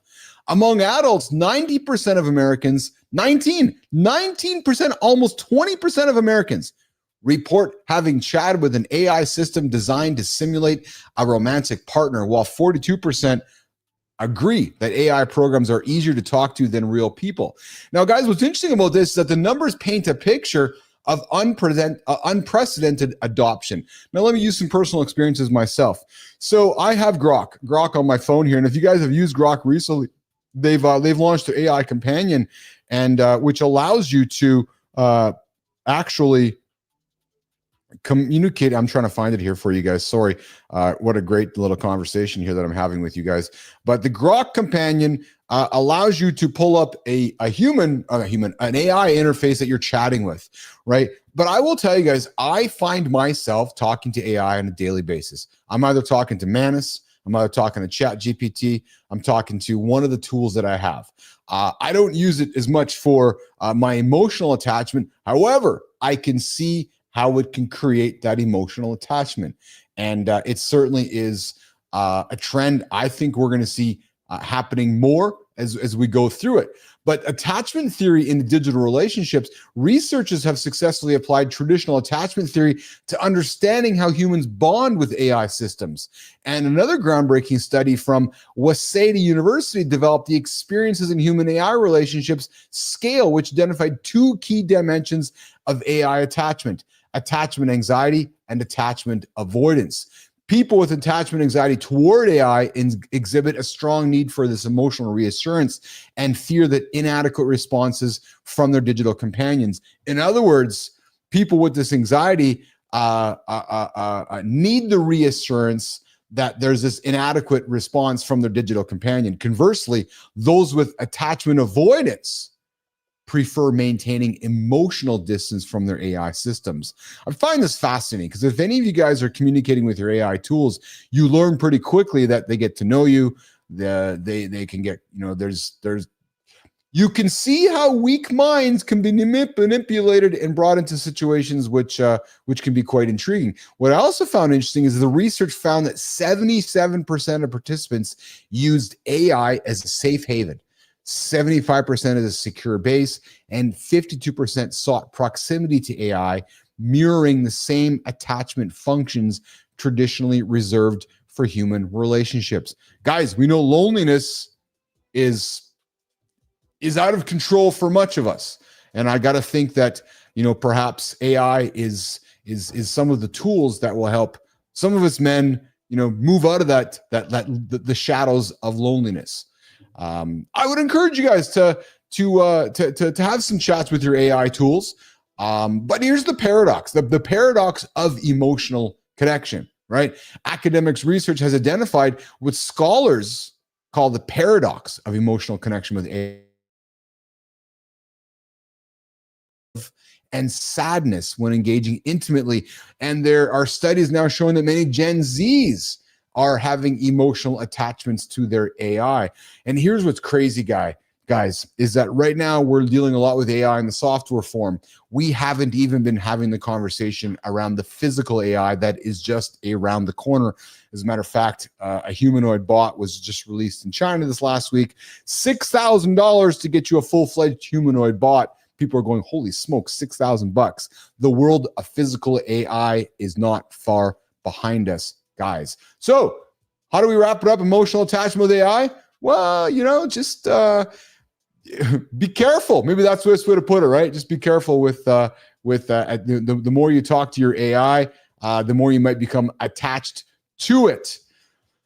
Okay, so Jimmy, let's keep the show going here. Let's move on to our next conversation on Mornings in the Lab with Keith, Jon, and friends here, 8 o'clock Eastern time. I want to get into a chat here and give you guys some nuggets around how social media is rapidly changing. The top 10 trends that are really driving change in social media for 2025. Jimmy, let's run the intro.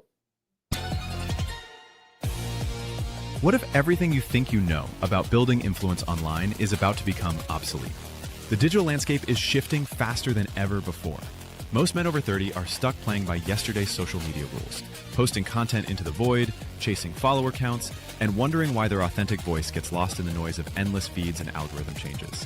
The game changers understand that social platforms have become search engines, that AI can enhance authenticity when used transparently, and that proactive engagement beats passive posting every single time.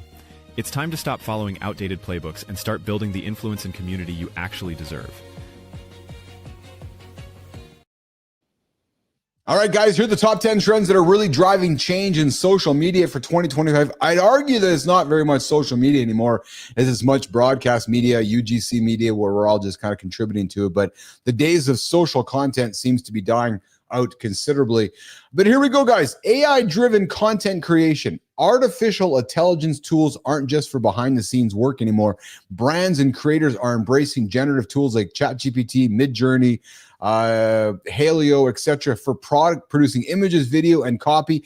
Many marketers are transparent about their use of AI, even sharing their favorite prompts and techniques. Here's the reality, guys.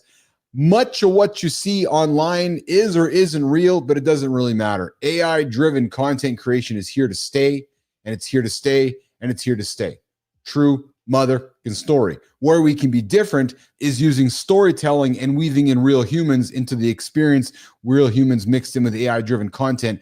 And if you're paying attention to our channel, and if you're paying attention to the content on our channel, which I assume that you are seeing how we are weaving that into this. So what I can tell you I am doing, and what you are going to see here on this channel, is more and more AI-created content, true story, however, weaved into real humans like myself, Johnny, and Marty, and AJ, and you in the community, right? So if you don't know how to make the AI-driven content, come talk to me. I'm more than willing to happy to share with you and talk with you and share with you.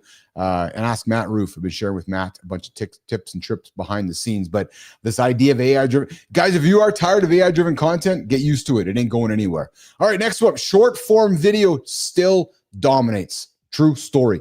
TikTok, Instagram Reels, YouTube Shorts, and Facebook Reels are defining social feeds as user attention spans shrink. Short, catchy videos with a personal or authentic twist are more effective for engagement as brands are doubling down on their strategies for this content type. And guys, I can see that it is a content type that is working extremely well here on this channel. Right, I'm learning very quickly that live is our red thread, guys. The live community, the live conversation. And Petrocelli said it yesterday. He's like, "Yeah, you can watch shit on demand, but really, what the gold here is in the hills is the live conversation we get after every single day. Right now, we got a 2.5 hour live conversation. Of course, kicked off at 7:30 Eastern time with Matt Roof at Kindness Rising. If you guys haven't checked out Matt's show, I don't know what the fuck you're waiting for. 7:30 Eastern time, kind content from Matt Roof. He leaned into the conversation on AI today as well. But guys, live conversation, get up, get after a positive conversation, perhaps get the cobwebs out of your way, and perhaps find ways to get those negative thoughts out of your way, and starting with us every single day. Short form video is dominating, not going away anytime soon. All right, guys, social media as search engines, platforms like YouTube and TikTok are now these new search powerhouses with people increasingly use social search. Think hashtags, maps, and trending keywords to discover brands, products, and answers before they even hit Google. The reality is, guys, is Google's even changing, right? You know, the idea of going to a website and getting your data is rapidly changing, where the agents are getting the data on behalf of the other agents, right?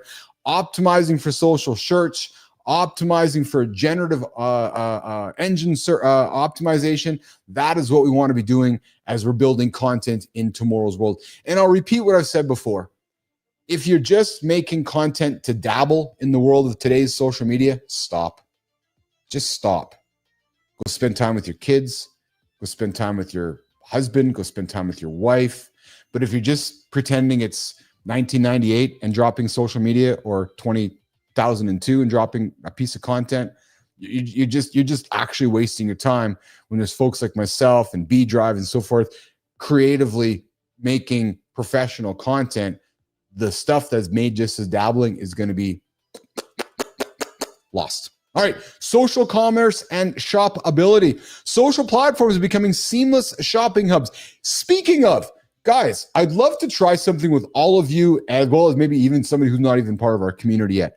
I'd love to do a live shopping experience on this show. What does that mean?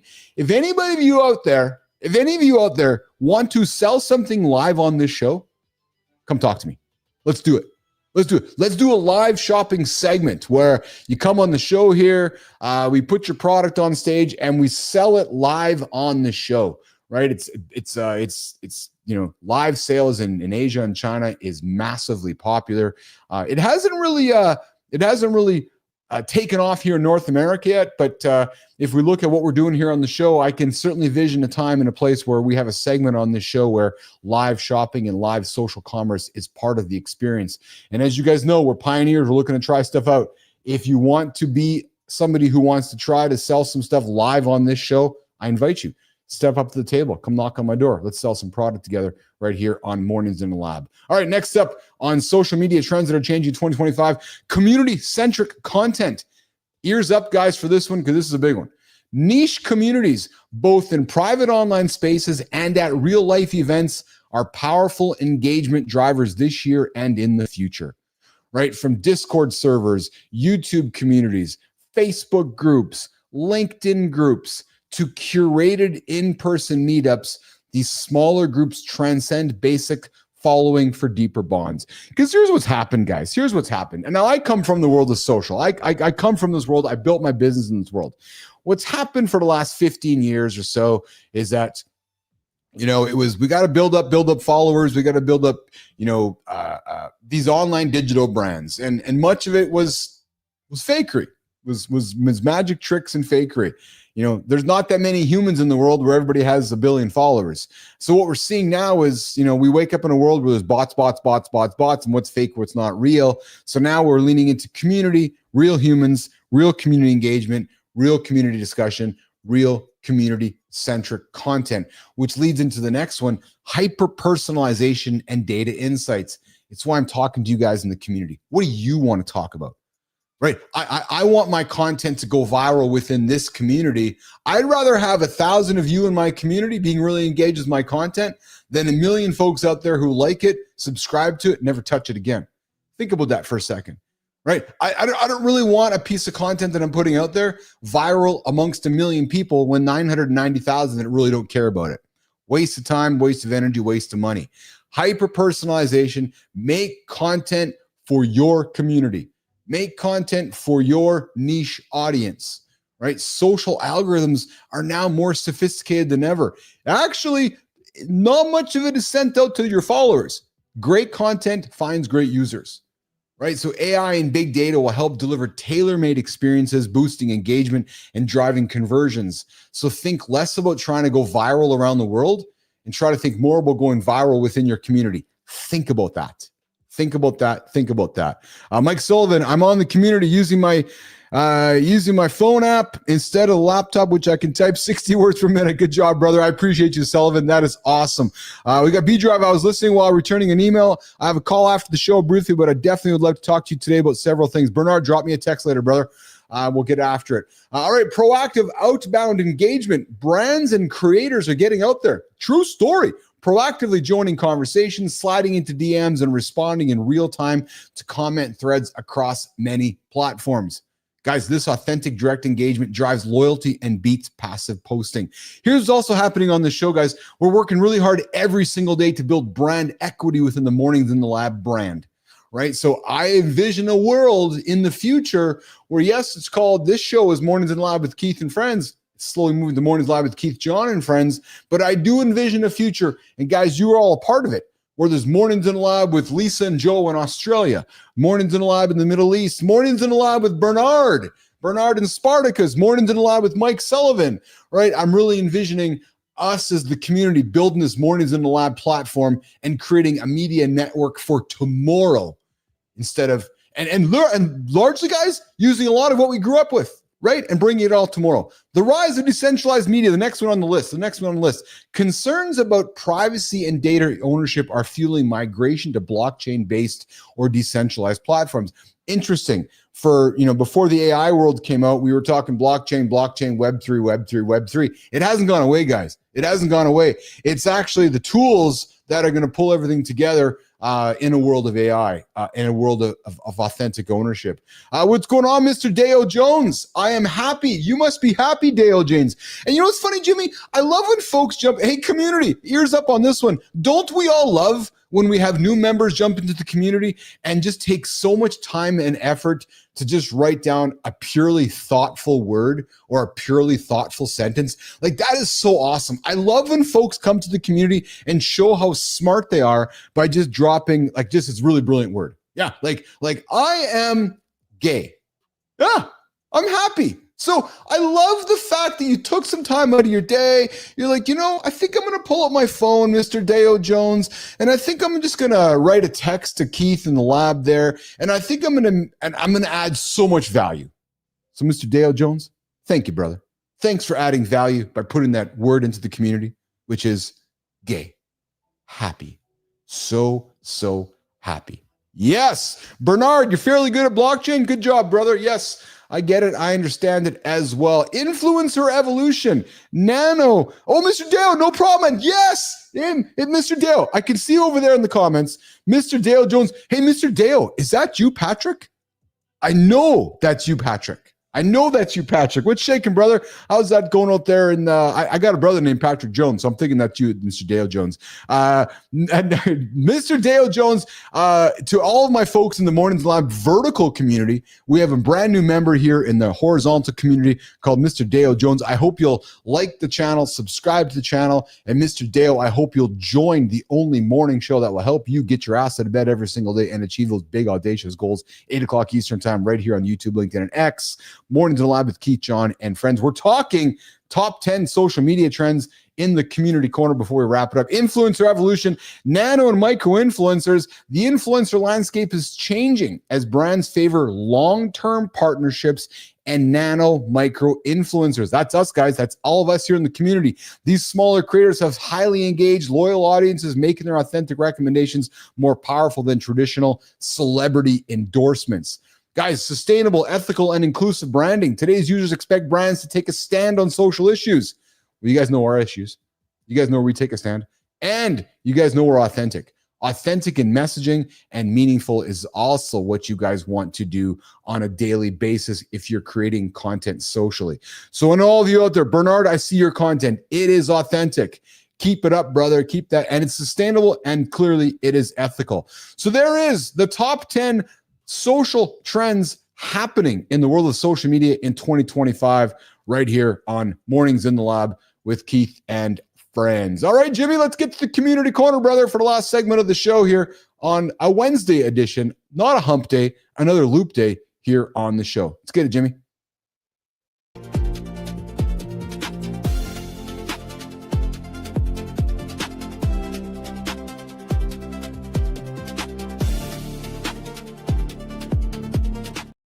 All right. Community corner. Jimmy, I still didn't get the recipe one, man. I still didn't get to the food one. I don't know. Should we do food today or no? I think so. Nation, to everybody in my community, I got a question for you guys. So I have this and Holroyd, I'm thinking about you, man, because you were the one who was like last week was like, hey, we want to talk more about food, and I'm with you. I gotta be honest, guys, it's actually much more work to get the food stuff organized than I thought. It's fucking tough. True story. But hey. Okay. All right. Okay. Yes, Jimmy, the community has spoken. In other words, the OG himself. Y'all know. And listen, I'm just going to be frank with all of you guys, including you, Bernard. I'm going to smile my way through this one. Holroyd is the OG. He's the guy look at his badge. It's true. And then Lady Drew, he was the first one to stand up and say, I'm first. So I always got to refer to Holroyd as the OG, and then Lady Drew as the second OG, and then Bernard the third OG. I got my OGs there. So yeah, Bernard, you're awesome. Yeah, I love you guys, man. Okay, so I do have a topic. It's called 5 quick meals for peak brain performance. Jimmy, the community has given us permission to put that one back in the parking lot. So I'll bring that one. Maybe we'll bring that one up on Friday. And hey, guys, over to you. I want to hear from you guys what you guys are eating as well. Because, Bernard, what do you eat? Do you eat honey? Bernard, you make your own honey? I'm being serious. You make your own honey? Yeah, I'm kind of curious about that. So we're going to put the 5 quick peak meals for brain performance in the parking lot because the community wants us to wait to talk about that. Global coming in. Share a Hug Day. Celebrate annual on July 30th. All right. I wouldn't mind a hug. I like hugs. I'm a hugging guy. You guys hugging? Are you guys huggers? I'm a hugger. I like to hug. Nothing like a good old hug. It just makes me feel really good. Whether it's a boy or a girl, I like to hug. There's something intimate and not fucking sexual, guys. Intimate. A nice hug, right? Where you can just feel the other human, right? And I think there's something quite powerful in that moment in a hug. All right, let's get to the community corner segment, and I'm going to make it sound just like this. So, guys, my goal here with the community corner segment is to continue including you guys in this segment. So right now, we're leaning much into Substack and LinkedIn, but I want to add YouTube to this as well. So, Melissa, ears up on this one. Ideally, this segment, we're leaning into LinkedIn, Substack, and YouTube because we want the folks in the YouTube community to get us here on the show. But guys, are you relying on willpower or building systems? Are you chasing approval or rewriting your own story? It's time. It's time for the Community Corner where we connect LinkedIn and Substack and YouTube. I'm Mornings in the Lab with Keith, John, and friends. And today, we're going to dive into systems that crush excuses, an attitude that defies chaos, and a college dropout who built a career from risk. And a reminder that your biggest rival is you. Yeah, true story. All right. Let's get into it. Willpower. Did you say will? Mr. Dale Jones. I'm relying on energy. Yes, I'm relying on you, Dale Jones, to keep it going. Willpower is a liar. Yes, ears are up, Melissa. I appreciate you. That's the message from Patrick Dale. He talks about how every January the gym is packed. And by March, ghost town. Why? Because people rely on motivation when they should be building systems. Patrick lays out four common mistakes. Actually, 4 common obstacles. Early workouts, after workout burnout, healthy eating, and staying hydrated. And then he gives system-based solutions for each obstacle. No hacks, no hype, no straight-up structure. When you build systems, ask Johnny. You take your goals off life support and you put them on autopilot. And probably, you talk to John Petrocelli, you're probably achieving results. So, community, what is a system you rely on to get you through your toughest days? Let me know in the comments. And hey, I just realized something. Yeah. You know the things we talked about today, like the tarantulas? Hey, Neiman, Melissa, ears up on this one too. I had that dull moment yesterday. So the stuff we talked about today, the tarantulas, the social media stuff, we're going to put all those articles and those stories, they're going to be in the community. What does that mean? Fuck, I don't know. We're going to figure it out. But when we talk about stuff, we're going to put it there in the community feed on YouTube. Holroyd, what I got there? B Drive, I definitely eat honey. B Drive, beef, chicken, no pork. I'm a hugger. Potatoes, veggies, and fresh fruit berries. Oh, dude, I'm hungry. Oh man, Lauren made a fucking awesome stir fry last night. Broccoli, chicken, broccoli. Just good food, just good food. All right, your attitude can't stop the storm, but it can help you stand it. Oh, Mr. Dale Jones, you sold something for $650 billion, eh? Love that. Love that. What'd you sell for $650 billion? I want to hear all about it. Why don't you come join me on the show? Hey, Dale, Jimmy, put the phone number up. Dale Jones can join the show. I got an invite for you, Dale. Come join my conversation right now. 431-300-3005. We'd love to meet you, man. Come join the live show right now. 431-300-3005. You can phone me. I'll answer the phone. We'll have a conversation. We'll get to know you. I want to hear what you sold for $650 million. True story. Yes. Or you can send me a text. 431-300-3005. Or you can leave me a voicemail. Or you can come to the Mornings in the Lab community as well. Yeah, that works too. All right, let's talk mental fitness. The Quiet Room Circle dropped an awesome take. The Quiet Room Circle from Substack. A grateful, hopeful, resilient mindset doesn't deny struggle. It just refuses to let the struggle win. That's real talk.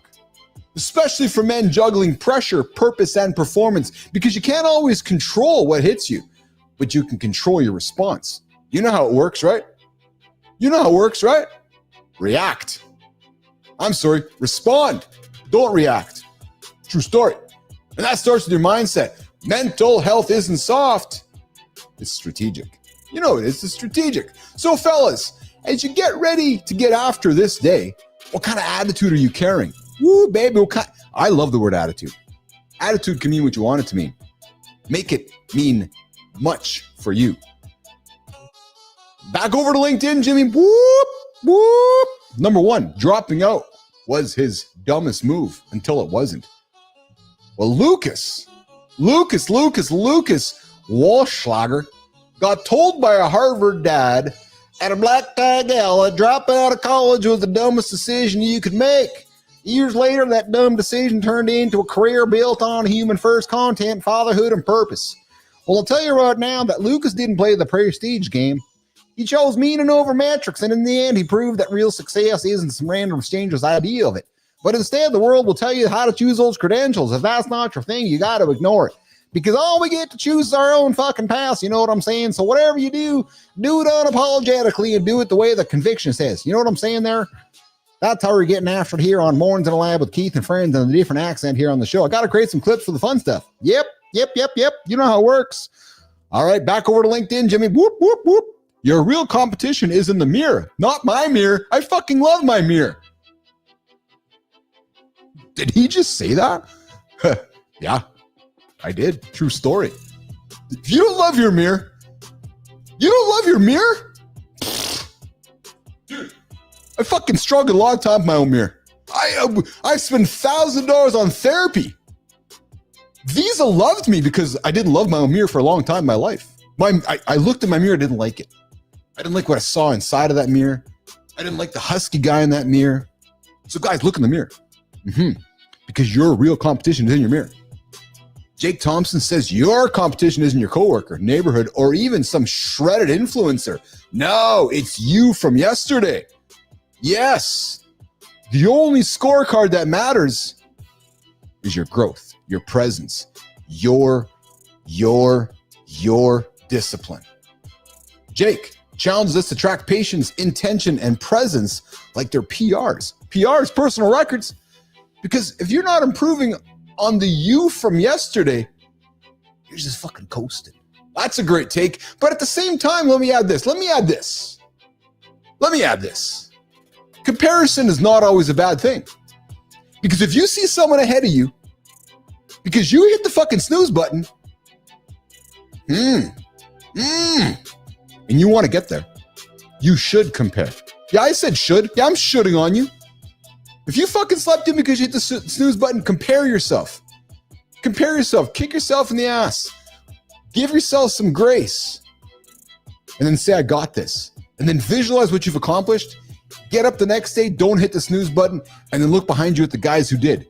And then ask yourself what you need to do to get there every single day. Then you get after it. And then I got an invitation for you. You can do it here every single day at 7:30 Eastern Time with Kindness Rising. And then at 8 o'clock Eastern Time, Mornings Live with Keith and friends. That's what you got to do. That's what you got to do. That'll help you get up and get after it. Nation, what's your opinion? Do you avoid comparing yourself to others completely? Or do you believe in some healthy competition?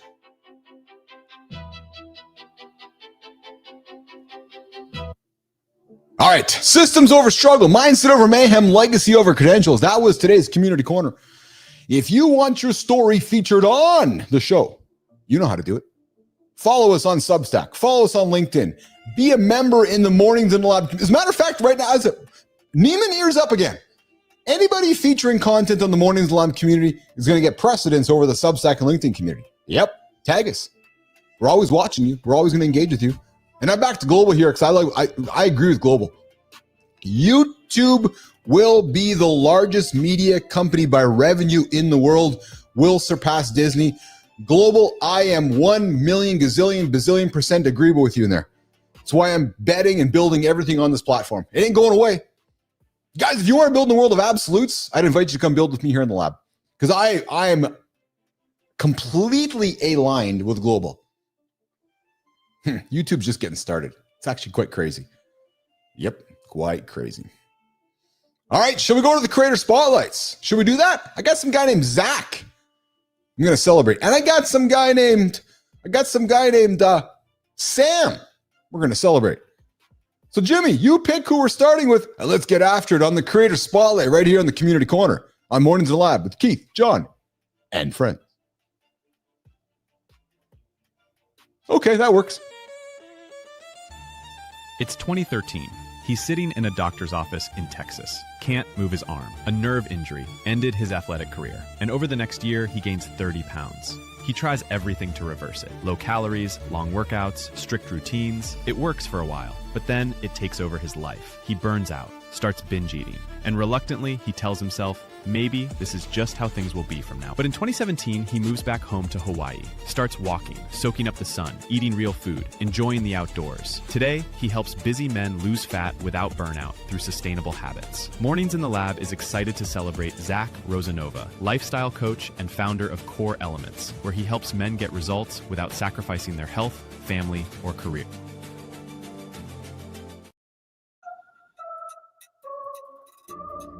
All right. Yeah. Zach Rosanova. He works with men who have tried everything from cutting calories and doing more cardio to chasing quick wins. With those who are tired of ending up right back where they started, burned out, frustrated, and stuck, Zach knows that cycle because he lived it. Fuck, haven't we all? Oh man, I've lived that cycle too. Oh yeah. Yeah. Cut calories, do more cardio, chase that quick win, just let it all evaporate. Racing towards the weekend, racing towards an event. Well, Zach knows that cycle because he's lived it too. Fuck, have we all? I bet you have B-Drive. I bet you have too, Global. I know you have as well, Holroyd. You're like, oh, I'm going to eat good. Then you fall off the wagon. I've done it too often. I've done it too fucking often. Zach is helping not with strict rules or shame-based programs, but with simple habits that actually fit their lives. If you want to get your energy back, if you want to feel good in your bodies again, you want to put your pants on and feel good and show up for the people who matter most, this dude is worth the follow. So Zach, I'm calling on you. Love to have you on the show. Zach Rosanova, love to have you on the show, brother. Why? So we can celebrate somebody in your community. So we can give you the creator spotlight and shine it on somebody in your world on the next Community Corner on the creator spotlight. On Mornings in the Lab with Keith, John, and friends right here at 8 o'clock Eastern time. Zach Rosanova. All right, Jimmy, let's go to the Substacker and celebrate the next one.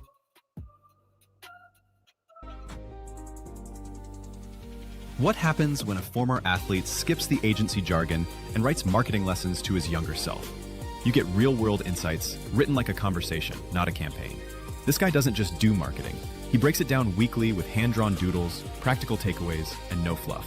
From optimizing late-stage campaigns to spotting early-stage mistakes, he helps B2B teams connect the dots and actually grow.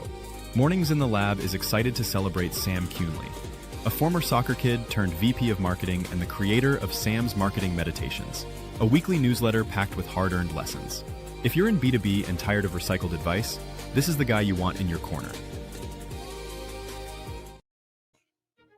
Global. Yeah, YouTube sold for $650 million in 2006. You know what's funny, Global, is I saw a good piece from the owners. Could you imagine if they still owned it today, then sold it? Yeah. They only split so Global at the time, Hurley and the other guy, they only split $650 million only. Only Global. That's it. Baby. Today's value, $550 billion. Dude. Oh, B Drive. B Drive, swarm on. Just caught a queen in a cage. Woo, 3 times already. Oh, I love that. Bernard, let's see the video, man. Pop it up there. Maybe our guest from yesterday's show would like to see that as well. Okay, right. We're on the Creator Spotlight. Thanks for the reminder, Jimmy. Jimmy, by the way, we're looking for some lifestyle tips for our brother, Jon Anderson. His folder is empty. I just got a text. Johnny forgot that I was on the show. He's like, I'm gone now, so I guess it doesn't matter. Hey, Holroyd, John is like, I'm done now, so the show's over. No, it's not, Anderson. The community is still here. You know what's awesome, guys? We got to work on getting Anderson into the community on a daily basis. So Jimmy Anderson's texting us, telling us I need lifestyle content in the drive. So we're going to get after that. All right, let's get to the... Jimmy's like, what about the fucking Creator Spotlight? Yes. I don't even know how to say this last guy's name now because you guys already said it for me. Sam Colney thinks like a builder. Hey, did you guys hear the story about Builder AI? There's a fucking platform called Builder AI. Big AI company that wasn't an AI company. Yeah, raised hundreds of billions of dollars. And then everybody realized there was actually a bunch of humans sitting in Greece and Kenya and making these apps that actually weren't built by AI. Yeah, true story. Anyways, just the squirrel. Just one of the letters getting in the way right now. Jimmy's like, how do I cut this content for Creator Spotlight if Keith is not going to talk about it? That's a good question, actually. Yeah, good fucking question. But Sam Colney thinks like a builder. Oh, hold on. There's a squirrel over here.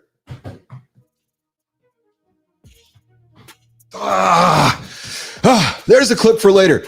Sam Colney thinks like a builder, not Builder IA. No, that's the company that was going out of business. Not a content machine, not a playbook partner, just someone who's in it, solving real problems in real time when stepping back to ask. What's he asking? What just happened here on this segment? Melissa's asking. You guys don't want to know. Hey, community, say hi to Melissa for me. This show doesn't exist without Melissa. True story.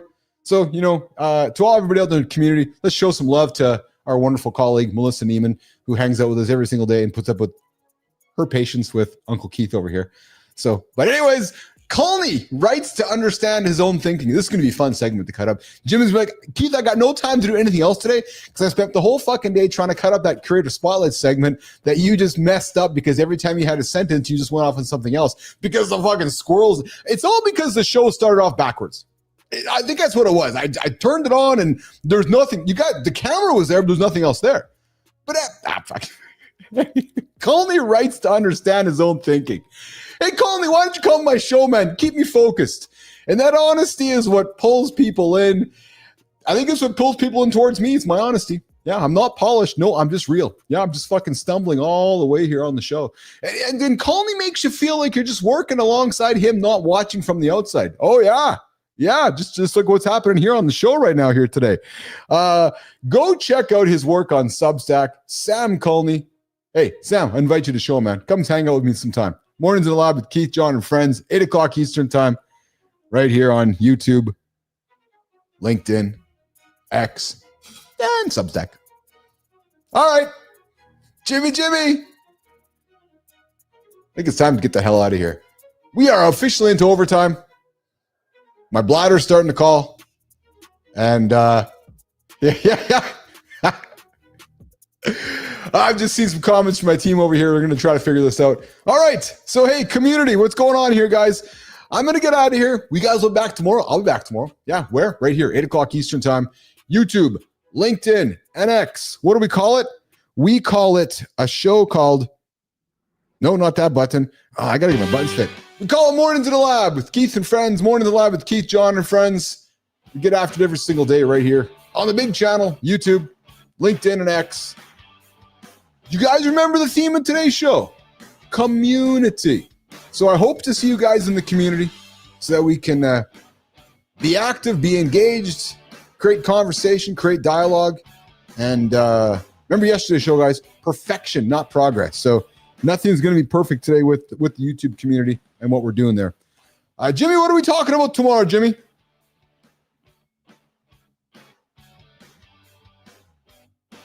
Yeah, we are talking about tomorrow. Guys, tomorrow we have on the show Tom Marino. Hey, you guys remember Adam Hurd? Adam was here a couple weeks ago.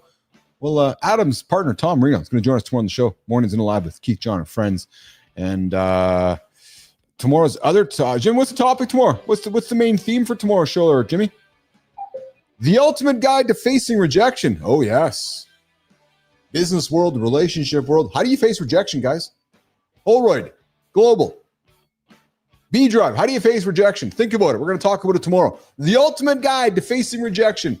Tomorrow, 8 o'clock Eastern time. Mornings in the lab. We'll see you guys tomorrow. Jimmy, get me out of here.